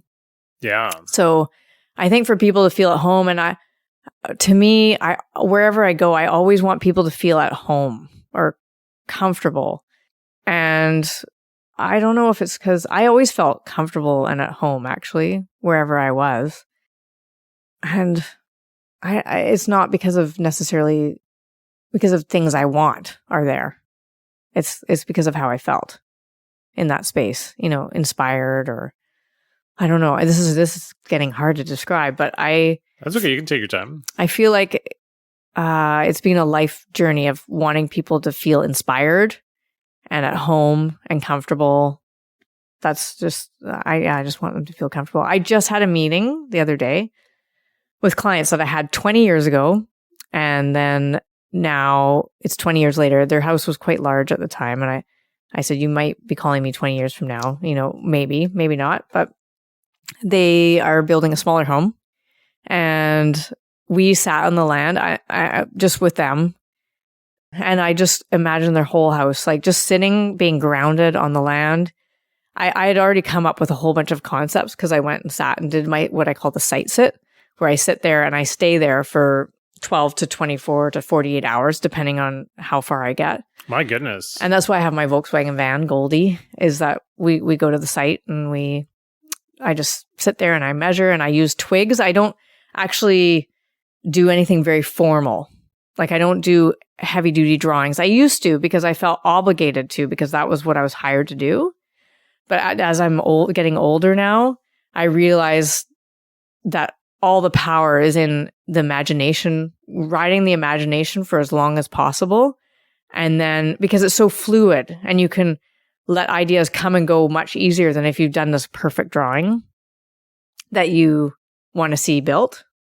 And also, when people see drawings, they're like, oh, that's what you're building. That's what we're going to do. Oh, that's perfect. Whereas when you have ideas and you talk about the ideas on the site with the client, like, because they're like, can we see some drawings?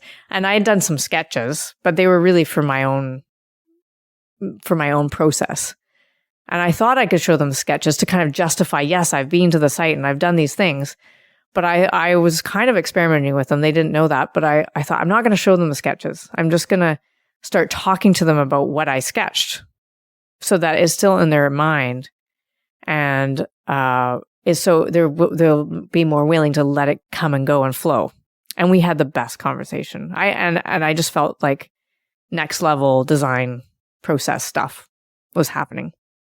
Was that answering your question? Very much so, but there's more I want to ask, actually. Okay. So first off, you are asked to do a design for a home, and then you'll go to the land that the house is going to be built on, and spend anywhere from half a day to 2 full days just being there. Mm-hmm. What goes on during that time for you?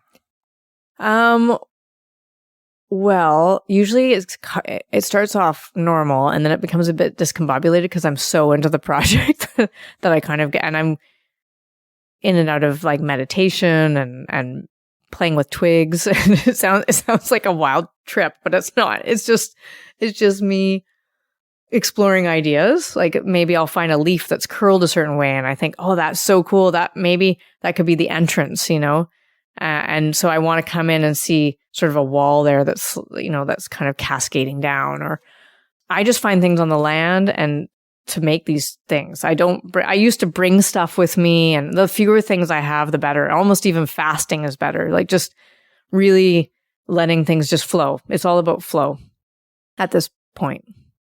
Nice. Are you taking notes at this time, or is it mainly just you're memorizing, or you're letting things sort of come and go? It's mainly memorizing, although sometimes just because I don't want to go back to the site again and because I'm there and it's practical, I'll take a whole bunch of measurements of the site and where the trees are. I have a building level at like a building's, a builder's site. I can't even remember what it's called now. Isn't that funny? Anyways, to do surveying, I can kind of do a basic survey. It's not a legal survey. It's just get some basic topographical things where I just like lean my measuring stick against a tree and then look through the scope and see what the height change is, because that's very critical in order to make the building feel like it's really connected to the land and not dominating, or, when we go to actually do the drawings, I'm like, ooh, that wall's really tall because I didn't measure it properly. So there are some practical things I do while I'm there. Orientation, I'm always studying the sun, noting where the sun is. I won't work for anybody who hasn't had their property for a year, because I think it's really important to appreciate and understand the property over all 4 seasons. Sure, yeah. And actually, I have this whole list of things. People think they're interviewing me, but I'm interviewing them. And I have a whole list of questions. And I'm not going to say them on here in case it's a future client, because then I won't know. They could like just answer correctly. And then I would say, yeah, I want to work for you, but maybe I don't. But just things, well, now I can't even give examples. But anyways, just to know if they're open to creative process. Basically questions along that line. And this is important to you. Because when people it's almost like a Buddhist thing. When people have attachment to things, then there's suffering in the future because they can't let go of certain attachments. So I like to work with people who are open to the creative process. I've had people who say, I just want a house that's in a magazine, and I eventually say, I just can't. If it gets in a magazine, sure, that's fine, but that's not why we're building this place, So I want people to understand the land and not just build something that they might even sell because it wasn't really for them. It was for their image, an image of them. Yeah, I don't know if that's it. No, definitely. And so you're really, it sounds to me what you're saying, you're really attempting to create something that is going to be in harmony with the individual on a deeper level than they're maybe aware of at the first meeting or like when they hire you. It sounds like you're really attempting to strive for something quite deep. Yeah, I mean, as so much as solid materials can be, like there's certain limits to the materiality and codes and everything like that. But yeah, I want people to go on a bit of a journey, I guess, because a building has a huge environmental impact on the land, and I would say 25 to 30% of the people I talk out of building. Really? Yeah, and I don't advertise, so it's all word of mouth. Mm-hmm. And although I just put an ad in recently to a phone book. But anyways, I'm kind of I was like, maybe I shouldn't have done that. But so people come and have a general sense of who I am, and maybe it's been an old client, so they have. I didn't do that at first, but now I feel like it's pretty important that people understand who I am, and I'm not ashamed to say my process anymore. I used to be. Because I thought, they're not going to want to hire somebody that just wants to go and sit on the site and meditate and ask them to write narratives. But it's my process. So if it gets the best result, I find, by doing that process. So that's what I'm going to do. How did this unfold in the beginning for you? Because I would think that there was probably like a initial phase where you were experimenting and trying different things, but in terms of reaching the tipping point where you're like, this is how I got to do this. Like, how far into your career did it take for you to get to that point? Well, I actually worked for a client, the client that I'm working now with, actually, who the particular type of architecture is Stepachevetic architecture. I'm sorry, which kind? Stepachevetic. Okay. So, or Vedic, or architecture. So I don't know if you've ever heard of Ayurvedic medicine. Yes. Yes. It's the architectural form of their medicine. Ooh. Yeah. And so they're heavy meditators. And so I actually couldn't work on the project until I learned to meditate. And I was also working on another, actually, even before that client. Sorry, I should backtrack in case they're listening. I worked for an inventor making inventions. I'm out of architecture school. Yeah. And weirdly, I met this person at an Indian smorgasbord in Vancouver and just made small talk because I noticed that the vest he was wearing was from Salt Spring. And then we just started talking, and then I was like, "Oh, what do you do?" And he's like, "Oh, I'm an inventor." And I was like, "That's cool. That's what I've always wanted to do. Like, if I could pick anything to do, actually, I love architecture, but I would be an inventor. That would be it." And a lot of my work has inventions in it, so I guess I could be, or maybe I am, and I don't know it. But so he said I started working on an invention with him, and he actually just won the inventors, like some sort of a major inventing thing for Canada. This is going to sound so dumb because it's like some special prize for all of Canada for ingenuity. Yeah. Because he invented the Bambi bucket. It's like the bucket that lifts water out of the lakes and then can put fires out. Oh, wow. Really? Yeah. Yeah. So anyways, we ended up working on an invention together over a number of years and working with engineers. It was really cool. I signed a non-disclosure, so I don't know how much I can say other than I did that. And part of the process was for me to learn how to meditate in order for me to be a part of this. Wow. Yeah. And it was incredible. It was like, I really benefited from meditation. I didn't know I would. Because I kind of thought, oh, other people do meditation, not me, you know. But then I would subtly do meditation. Like, it wasn't even a part of my process. But then I was just doing my meditation because, like, as a part of daily practice while I was doing my site sits, and I found that I was just so much more creative and connected to the land when I was meditating on the land. So that's how that process came about.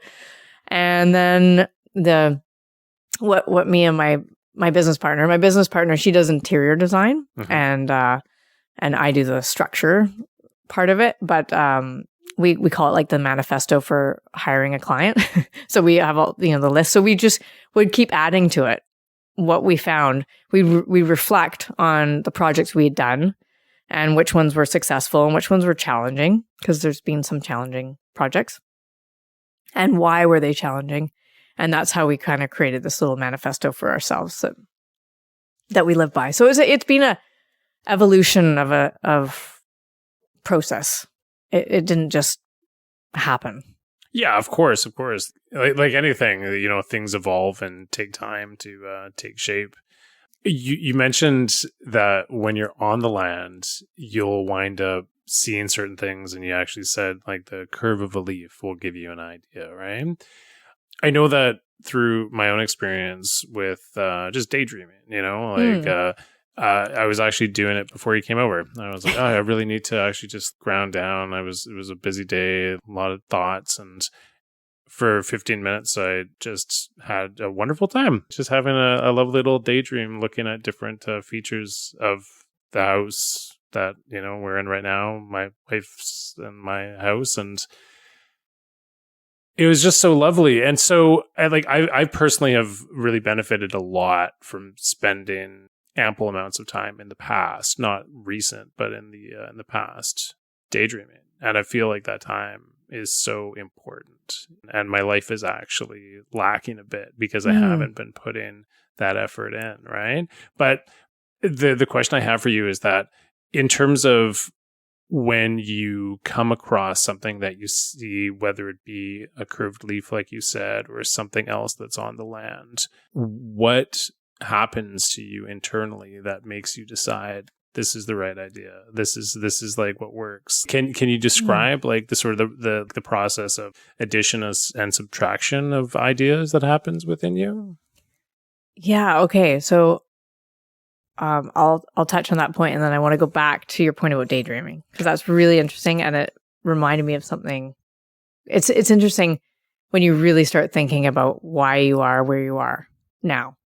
So usually things get firmer, like more solid, because there's a timeline, basically. Because I could just live in imaginary land all the time. So usually it's practical reasons that it's like, okay, we got to just commit to this idea, you know. But going back to that's probably not the full answer you wanted, but I'm going to want to go back to the daydreaming, because I think that's really interesting. Because I thought, oh yeah, when I was in architecture school, I had to work ski patrolling, and I could work from 3 p.m. until 11 p.m. because they did night skiing. And sometimes I go up there and it's like literally pouring rain, and you're on the chairlift and it's sideways. There's nobody else on the hill, but you have to keep riding the chairlift up and down. And the chairlift ride is about 10 to 12 minutes. And in that time, you're sitting there, you've got your hood on, and you're going up, and you kind of get into this daydreamy kind of state. And I would leave architecture school. People are at their drafting tables, and I go to work, because I had to work full time. I didn't have a student loan or anything. So I would work a full 8-hour shift, and I get back at midnight to the school, because I go to the school, not home. Whoa. And everybody would still be in the same position. And I'd had physical exercise. And because I think there's this flow state, right, that you can get in where you're doing physical exercise, but it's also a mental thing where you can get into a flow state for design. And I'd have everything worked out by the time I got back. Like, I'd be stuck on something, and I'd be like, God, I gotta go to work, you know. And I'd go to work, and in work, as I was riding the chairlift, you go over those round pulley things, you know, the cable goes over, you know, and you make to the next tower. And that would kind of like jostle me. And then I'd go into a new daydream. I remember now. And the physical exercise, the daydreaming, breaking that heavy concentration was key to me. Like, you can't just sit there. If you're at all getting stuck a little bit, you have to walk. So even when I do my sight sits, I don't just sit there. I sit, and then I walk the land. And one of the things I walk the land doing is actually eliminating all the possibilities. I had this one project that was on a private island off of Gabriola, and the guy had owned the island for quite a while, and he said, I need a design done for this place, a new house point, because they was going to build a house at New House Point. And I went there, and I said, do you mind if we go for a walk, like, you know, walk around the island? Because I was like, I haven't been to this island, I don't know much about it. So he's like, yeah, but we're building on New House Point, you know, like that's. And so we walked around, and then there was this tree that had gone kind of fallen down and was part way up. And one of his things is like, I wanted to see the dock where his boat was. He wanted to see the dock, but he also wanted to see the point. And we climbed up this log, and I had this amazing view. You could see down to the dock, because the only problem with New House Point was you couldn't see the dock. You could see the point, and you could see the dock. And it's because we climbed this tree, like we shimmied up this tree. And I was like, this is a cool spot. And he's like, I've never been here, because it was it was like in the forest. And he still hasn't built anything, which is great, because actually I love it when people don't build. But it was neat to go on that journey to really get to know the land, and not just assume that the place that you think you should build on is the place to build on. And that was a physical exercise, and then kind of sitting on this log that had fallen down and kind of daydreaming. You know, all these things are really important. Instead of putting pen to paper, eliminating things. So that's what you're saying, like getting things off the table as much as on the table. Yeah, totally. And that's really great to hear that you like this lesson that you learned in school that like you've been applying for the last 25 plus years, like recognizing that the importance of like getting away from the table and moving is like pivotal. Yeah. Yeah. There's this guy who wrote this book, Steal Like an Artist. Have you ever read that? No. Oh, it's such a good book. And he talks about how in his studio, he has an analog side and a digital side, and he'll move from analog to digital, but you can never they can't contaminate each other. Like they don't. And I kind of thought that was pretty neat. That's a very slow physical move. Do you know what I mean? Like that's not like getting physical exercise. Yeah. But it's two different ways of thinking. Sure. And so I think it's also about that, creating new ways of seeing the problem. Or not problem. It's actually opportunity. Because here you own a piece of land. Like what an opportunity, right from day one. And what do you want to do with that land? It's huge responsibility. So walking it and taking your time is important. When you say it's a huge responsibility, what informs that? Well, you're sometimes taking down trees. So you're kind of taking over a space that has never had anybody in it before, other than tree. Well, not anybody. There's tons of buddies, but they're not human form, and that's it.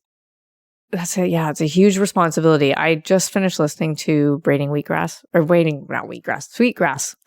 Yeah. Yeah, have you read that? I haven't, but I'm familiar with the book for sure. Okay, because one of the things that she says in that book is that it's not that we have a problem with nature. It's that we don't have a good relationship with everything that we're interacting with. It's kind of, that's not what it is. I might call you about what it is. Okay, fair enough. Yeah. And maybe you can do an addendum, like Everest wanted me to add, because for some reason it's that our relationship with nature has been truncated by so much humanness that sometimes we forget how important it is to really observe what's there before we impact it. And because in architecture school, my whole focus was environmental design. And it's funny because everybody thought I was a hippie in architecture school. And then, fast forward 10 years and now everybody's, starting to be concerned about this. Everybody's like, hey, Everest, when you were doing your master's thesis, like, what, like, can you send me to give me some examples of this? And so I know that was true to my heart the whole time. And that was good. But I'm in an industry that's really not awesome. It's a huge embodied energy to building a house or any building, any structure. And that's why I feel like if it's a building that people feel like, wow, this is incredible, then it's kind of like a Japanese temple where they survive hundreds of years because people know that thought has been put into it. And to me, that's really important. If you're going to build something, build it with so much love that nobody can destroy it. Wow. And then it's sustainable because it has a much longer life. And I've worked for clients who say, I want a 200-year house. Most people are like, well, I'm going to die in 40 years, 50 years, or 20 years or whatever. Doesn't really matter. Yeah. But I thought that was really cool that they wanted to build a 200-year house. I think that's a great challenge. What sort of decisions do you have to make if you're attempting to build something that would last that long versus something that would last a quarter of that time? Well, ironically, using a lot of natural, like stone for your outdoor, because decks just rot. Considering, obviously, like big overhangs, if you're in this kind of climate that we're in right now. Your envelope, which is that's a big topic that we wouldn't be another podcast again. But yeah, that's a really hard one to talk about. Yeah, it sounds like too much. That's a big question. I was like, whoa! I was like, should I start talking about building envelopes? Because probably not. No. To get back into, again, speaking about the land, because I just think this is so unique and wonderful to hear about it. I'm just filled with questions about it. And that you did say earlier that you're happy when people choose not to build. And is that because that's a win for the land in a way, because then it's not going to be disrupted and it will be able to exist as it was? Like, why do you have that thought that you're happy when people don't build? Well, again, the older I get, the more I see the impacts of people's decisions. And if somebody's not ready to really engage in a process, then it's not going to be successful. They're really big projects. And I do prefer the land over any built environment. The trees and all the rest of it. I think if you can honor those trees in a certain way, or if you can build in an area that doesn't have a lot of impact, that's okay too. I mean, we exist on this land and we have to build for shelter. So it's kind of a necessary evil, but I definitely don't want to work with people who are not sure if they want to build totally. Like, I kind of push people to well, it's really expensive and it's a really long process. And, do you really know what you want? Because a lot of people don't. Some people do, but a lot of people don't. And that's dangerous, just to be like, yeah, I think I'll try this. It's like a big thing to do. That's just like a whim. So I don't know. And sometimes people don't want to hear that, and they may be irritated by me questioning and slowing down the process. I tend to slow down the design part, because once you have an idea that you think you're going to build, for sure, it's quite quick after that. But I just want to make sure, and then maybe that's architecture school again, just kind of drawing out the design process, just to really make sure. Well, again, that same teacher that had the scissors, she said, how do you know where the middle of the string is until you found the two ends? And I thought that was really interesting, because paper is a far lesser resource than lumber, right? Like drawing something and having to crumple it up or turn it into your fire starter is a lot less impact than building it and being like, oh, that's not what I imagined, and then rebuilding it or taking it apart. Like, there's a lot of situations where clients, it hasn't happened to me, but to other people, where the people will be building and the people haven't had the visualization to understand what they're actually building. And then they have to rebuild and rebuild and rebuild, to get what they want. And that should really be happening in the design stage, not full scale. So I try and prolong the design stage a little bit longer than sometimes people are comfortable with, just to make sure that it's not going to be torn down partway through or rebuilt. Or renoed a year or two from, do you know what I mean? That's just it's so wasteful. But it sounds like that with all the questions and investment of time and energy and creativity that you put into it, that you are really working very hard to come up with something that people are going to be very happy with, and not arriving at that point through the specific drawings, like you were saying, but through very poignant questions. Yeah, questions are really important. Understanding if people are night owls or early risers, or all those things impact the design. And I don't know that those are questions that a lot of people ask their clients necessarily. My goal is that at the end of the project, I'm invited over for dinner and we have a great dinner. That's all. I don't have a website. I barely have a portfolio, because once the design's done, it's those people and the land. So it's not like I have very little attachment to my old project, and it sometimes drives people crazy. They're like, aren't you going to come over and visit? And I should, because I like the people, and I do want to see the house, but I already, because I've designed it. I kind of feel like it's fun to go over once and see what there, if there's personal touches and stuff like that added to it. Mm-hmm. But I feel like I'm usually on to the next thing, which is kind of unfair, but because it's the biggest thing in my client's world, and it's probably fairly rude. Some people I think they want more customer service maybe after the house is done. Sure. Well, they probably like hanging out with you as well too, right? I spend so much time with Everest, and I did want that dinner, and I did say that at the beginning. So I should slow down. My new thing is going to be slowing my life down. I try and slow design down, and now I need to slow my life down so that I can go and visit all these amazing clients that I've had and see them living in their space. And actually getting critical feedback would be probably a really good idea.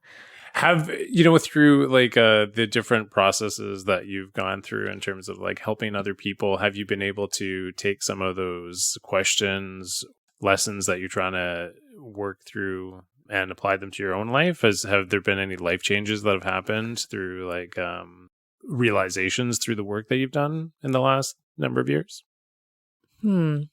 Well, I just finished building a place for myself, and that was really interesting. Yeah, let's hear it. Well, and I realized that I've spent so much time designing and building places, and that my family is really so important. I missed my family when I was building that. Like our cabin burnt down, and then I had to rebuild.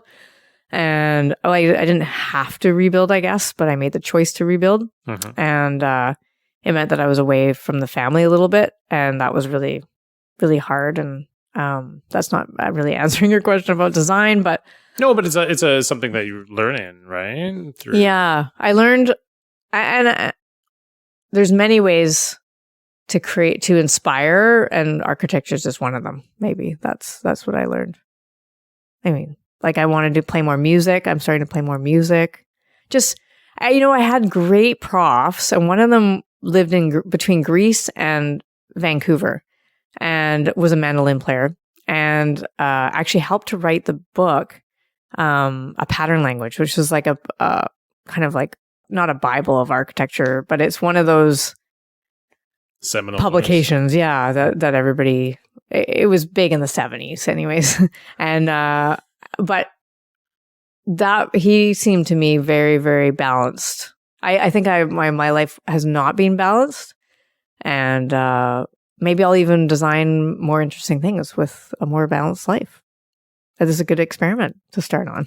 Interesting. Yeah. And just so people kind of have a little bit of a knowledge about what you're saying, but it was a cabin that you had up on Mount Washington? Yeah, it was because I ski patrolled up Cypress for years, and then I moved to Salt Spring / Pender / New York. It was hard for me to get up to Savary, and every time I went there, I just did maintenance, and I didn't enjoy it because I wasn't like sitting and looking at the view. I was just thinking, I got to fix this and this and this, and I was also thinking, well, I have a place on an island, and I live on other islands, and I'm like, it's just too much island life. And from the view from my cabin on Savary was up Mount Washington. And I thought, I should go check it out. So I went up there, and there was a place for sale by owner at the time for really literally next to nothing. And I went back to Savary, and my neighbors happened to be there. And I said, I'm thinking of selling. And they're like, we'll buy your place. And within 15 minutes, I'd sold it to them. And then I went back up Mount Washington, and I called the people, and I said, I'm interested in your place. And I bought their place. This cabin. It's on a beautiful piece of land. Like it looks out to park and only park. Whoa. Yeah. It's Strathcona Park. So it's one of the oldest parks in BC. And so the view out is just of park. It's quite beautiful. And sadly, the cabin burned down, but I rebuilt in the exact same footprint. Nice. Yeah. That's that process of rebuilding, like you said, that you realized that you missed being around family. But while you were working on the project, did you find sense of satisfaction doing the build? Yeah. Oh, yeah. I learned so much on this particular build because it was in extreme circumstances, like 20 feet of snow and tight timelines and limited budget. And ironically, my family had such good memories in the old cabin because we had the cabin for 20 years. So my family had such good memories there that I was so committed to building a new building so that they could create more memories that I think I lost touch with reality a little bit because the memories could have happened if I just hadn't built, in a different way. Yeah. But I was like, I'm going to create those memories again. But that you can never, there's that Rumi says you can never walk in the same river twice, and you can't. So I've built this cabin that's totally different than the original cabin, and it will have totally different memories. And I'm glad I built it on one level, like rebuilt, but I don't know if my intention, just for having more memories that my family, it was really, I felt like I was building it for my family, and they seem interested and they're happy, but like, I really wanted them to love it, like really love it. And I think they love it, but it's also like a source of sadness because I was away. So it was a double-edged sword, really, building the cabin. I think time will heal and we will form new memories. And I built it like, if it could be a 200-year house, maybe it might be, who knows? Time will tell, but I built it to last way beyond my life. It's like multi-generational. I'm like, hopefully it doesn't burn down, and hopefully, my kids and their kids all can enjoy being up there and looking out at an area that's untouched and respect nature, and the trees are right next to it, and you have to hike in to get to it. You have to hike in to get to it? Yeah, there's like in the summer you can drive in up a really kind of not so great road. Yeah. But in the winter you have to hike in, and that's one of the things I love about it. How far do you have to hike in? It's not like super far. You can there's a parking lot and you hike up from the parking lot. But it was this kind of development that they decided, it was called the Strata 799, and they don't allow any motorized vehicles in it, which is really amazing because it's quiet and the snow is not sad snow. It's like pure, it's like glorious, sparkly snow because there's not vehicles, treading through it. So to me, it's funny because some people don't want to go because they're like, oh, I have to hike in. And I'm like, you don't understand. It's like you want to hike in because it's going to be quiet and it's going to be beautiful, and you're going to be connected to the mountain in a way that's different than if you can just like, oh, I hear the garage door opening underneath my building, my cabin. It's a different experience. For sure. Yeah. And the new cabin's called Base Camp. I should have had a more poetic name, but we named it Base Camp. I think that from what you're saying is that, like in terms of you wanting your family to love it, like something that's going to last for so long is going to be able to provide so many future memories. I'm hoping the year it took to build it. I thought it was going to take 6 months. And for the most part, we were to lock up by 6 months. But the year it took to build hopefully will sort of be minor compared to the like many, many years, like 50 or 70 or 100 years of enjoyment. I'm hoping it was worth it. I was just checking the time here, and we should probably end off with a couple questions here and reach the finish line. But here are two questions I want to ask. The first one is, Everest, how did you get your name? Okay. Okay, so this is not a great. Well, it's okay. It's an okay story. I'll tell it. Okay, if you're comfortable telling it. Yeah, it's just people seem sometimes disappointed by my name when I tell them the story, and some people think it's really entertaining. So you can decide. So when I was growing up, I had the same name as my mom, and my mom lives on the island, Carolyn. My name is Carolyn, and my mom's name's Carolyn, and so it was really confusing. Like, I recommend that you don't name your kid after you. That's to anybody who is pregnant. Don't name your kid after yourself because it's confusing. Like, do you want junior or senior, or, like, you have to clarify all the time which one, like just two people in a small building that have the same name. Anyways, I mean, I love my family, and it was really nice of them to name me after my mom, who's incredible, but it was confusing. And so when I was a teenager, I had a large crush on, I was in Air Cadets, and that was another thing because I was doing all my ground theory because I was going to go up to Whitehorse and get my pilot's license. And at the 11th hour, I panicked. I didn't want to go up to Whitehorse. I heard there was bugs, and it was a long time to be away from my family, and I didn't go. But the person I had a crush on did go, and I did a lot of art as well. And we were sitting. He was a really good friend of mine, but I didn't want him to know that I had a crush on him. And I was really sad I wasn't going up north with him either to be a pilot. And I said, I don't like my name because I don't feel like I have my own identity. And he's like, I hate my name too because it's kind of boring. And I said, well, let's change our names for the sake of like, you can write to me and I'll sign my artwork. And so he's like, okay, that sounds good. So we were just sitting on the couch and he picked up the first magazine he could on the coffee table. And it was a TV guide because they had TV guides at the time because there's no internet. And he opened it up and he said, put your finger down anywhere. And I put my finger down and it said, Everest Expeditions on the Brink of Disaster. And he said, your name is Everest Disaster. And I was like, well, no, how about Everest Brink? Because I could be on the brink of something really positive. Yeah. So actually my cabin on Savary was called Everest Brink because it was on the top of a cliff. So I started writing my name, Everest Brink, on everything. And he wrote me letters and my mom didn't open them, you know, like, which was good, but they weren't love letters, unfortunately.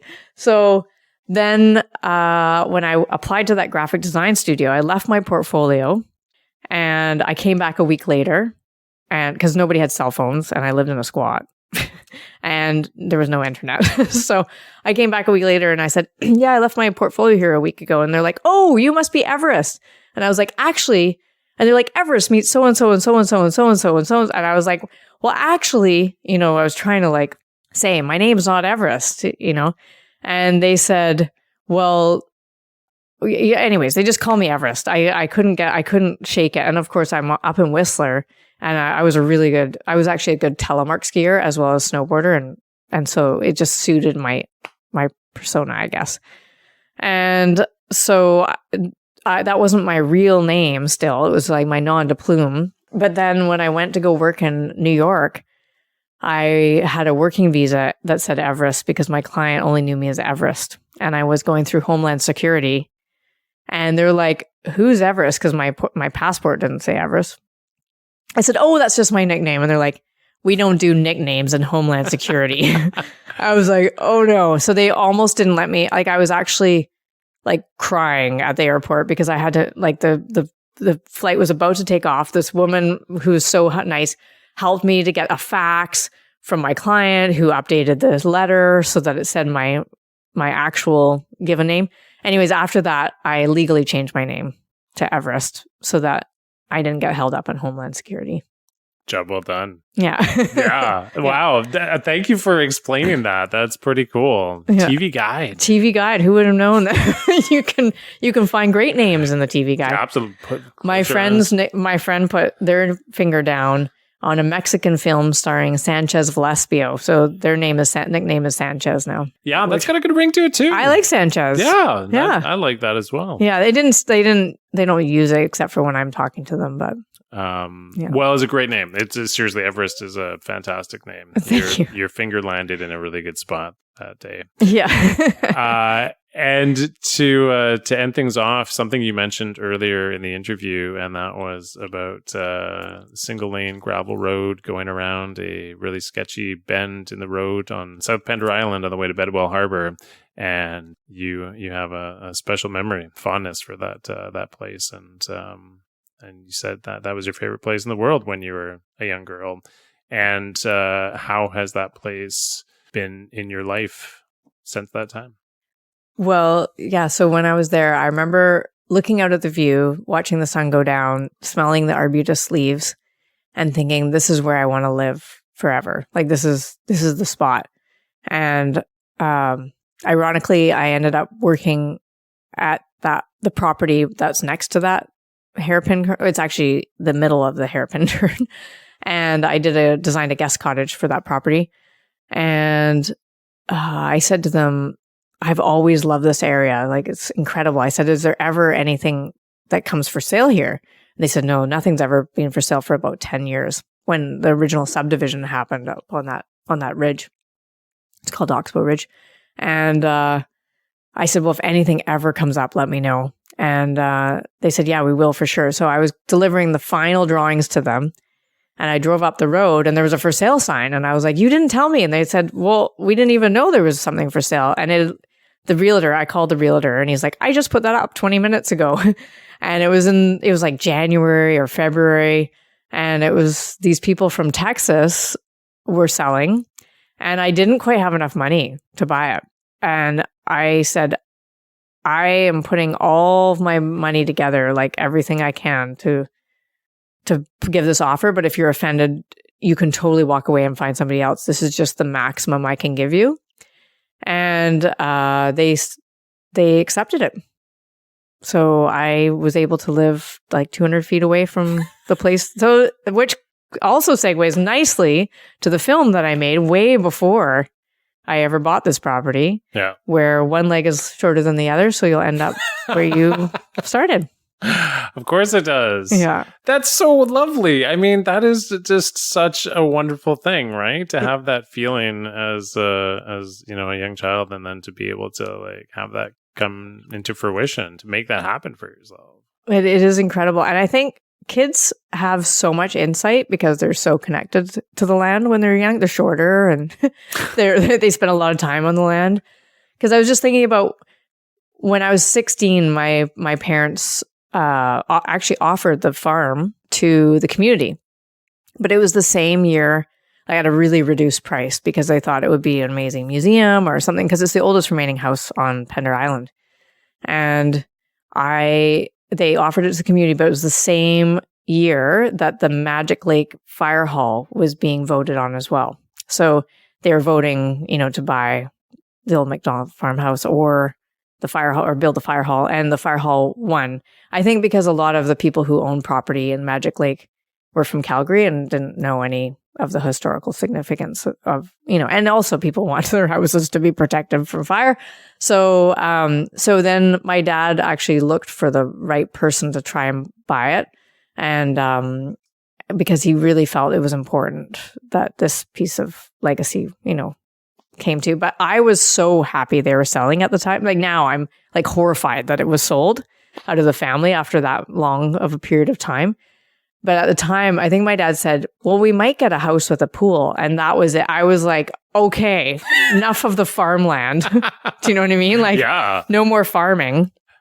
And so you kind of lose perspective as you get older a little bit. I think, you know, like I had so much clarity when I was that age, you know, on that corner and in the trees and sliding down the hill. So much of my life has been, you know, and now actually I do have that's why I have my pool, like, is because we had a cistern outside of the farmhouse. Mm-hmm. And I thought, why can't you swim in this? So my cistern at my house is my pool. And I bought it because we didn't end up buying a house that had a pool. We sold the farm and we didn't get the house with the pool. And I was like, what? So I built the pool before the house actually on my property. Oh, really? That came first? Yep. Wow. I was like, I don't care if I live in my van. I'm going to have a pool. Yeah. To swim in. Yeah. I can have a cistern that I can swim in. Yeah. We easily could record for 10 hours. Yeah. It's time to go. I'm going to name this podcast "The Most Interesting Women in the World." Because, I'm shocked. I'm amazed at so many of the things you shared about your life, Everest. It's really incredible. But before we end off, the last word goes to you. Anything that you want to add that you didn't get to say during this podcast, or final words to end off? Yeah, I don't think so, other than just what I was saying about kids. Kids have so much. You can learn so much from kids. And actually, nobody in the world has ever read my master's thesis, I guess, except for my thesis advisory people. But it was about intuitive design. And I wrote it as a narrative. And it's my niece. It's my niece talking about simple things that are observant that adults don't observe in architecture. And I was trying to make architecture accessible because so much stuff is so academic. And I wanted to make it really simple. And so I really feel like intuitive design is really important. If you think you're not going to like something, just like there's a little finagle, like you look at some drawings, like if you've hired somebody to design your house, if somebody out there is, I'm not working with them or whatever, then if you have any inkling that you're not going to like something on the paper, you won't like it in real life. Like intuition is so important to design. And we lose that as we get older. So But I feel like I'm coming back to it now, by playing music. That's very intuitive, and doing more art and being out in nature and hikes. All those things help with your intuition, I think. And listening to it, that also helps your intuition. Oh gosh. Yeah, absolutely. Because you can have intuitive hits all day, but if you're not following through on them, it won't keep coming back. I feel like That's right. I feel like it's a feedback loop that when you do listen to your intuition, that maybe you just become more in tune with it, or it does come back on a more frequent basis. But yeah, intuition is practice intuition. Yeah. Everest, thank you so much. Thank you. All right. Well, thank you again so much to Everest for doing that. And thank you for sticking around to the end. So obviously, I did not name this podcast The Most Interesting Woman in the World, but I easily could have, because holy crap, wasn't that amazing? That was incredible. I was totally stunned hearing one story after another about Everest talking about her life. And we had a great conversation afterwards about her experience in New York when she was there, which we did not have time to fit into the interview. But let me tell you, the amazing stories just kept coming. So I hope you enjoyed that one very much. It really means a lot that people listen to this podcast. There's a lot of different things to listen to, and I receive a lot of good feedback from people about the work that I do. So thank you for that. I'd like to thank Everest's partner, Ben McConkey, for providing the theme music for this podcast. And once again, thank you. Until next time.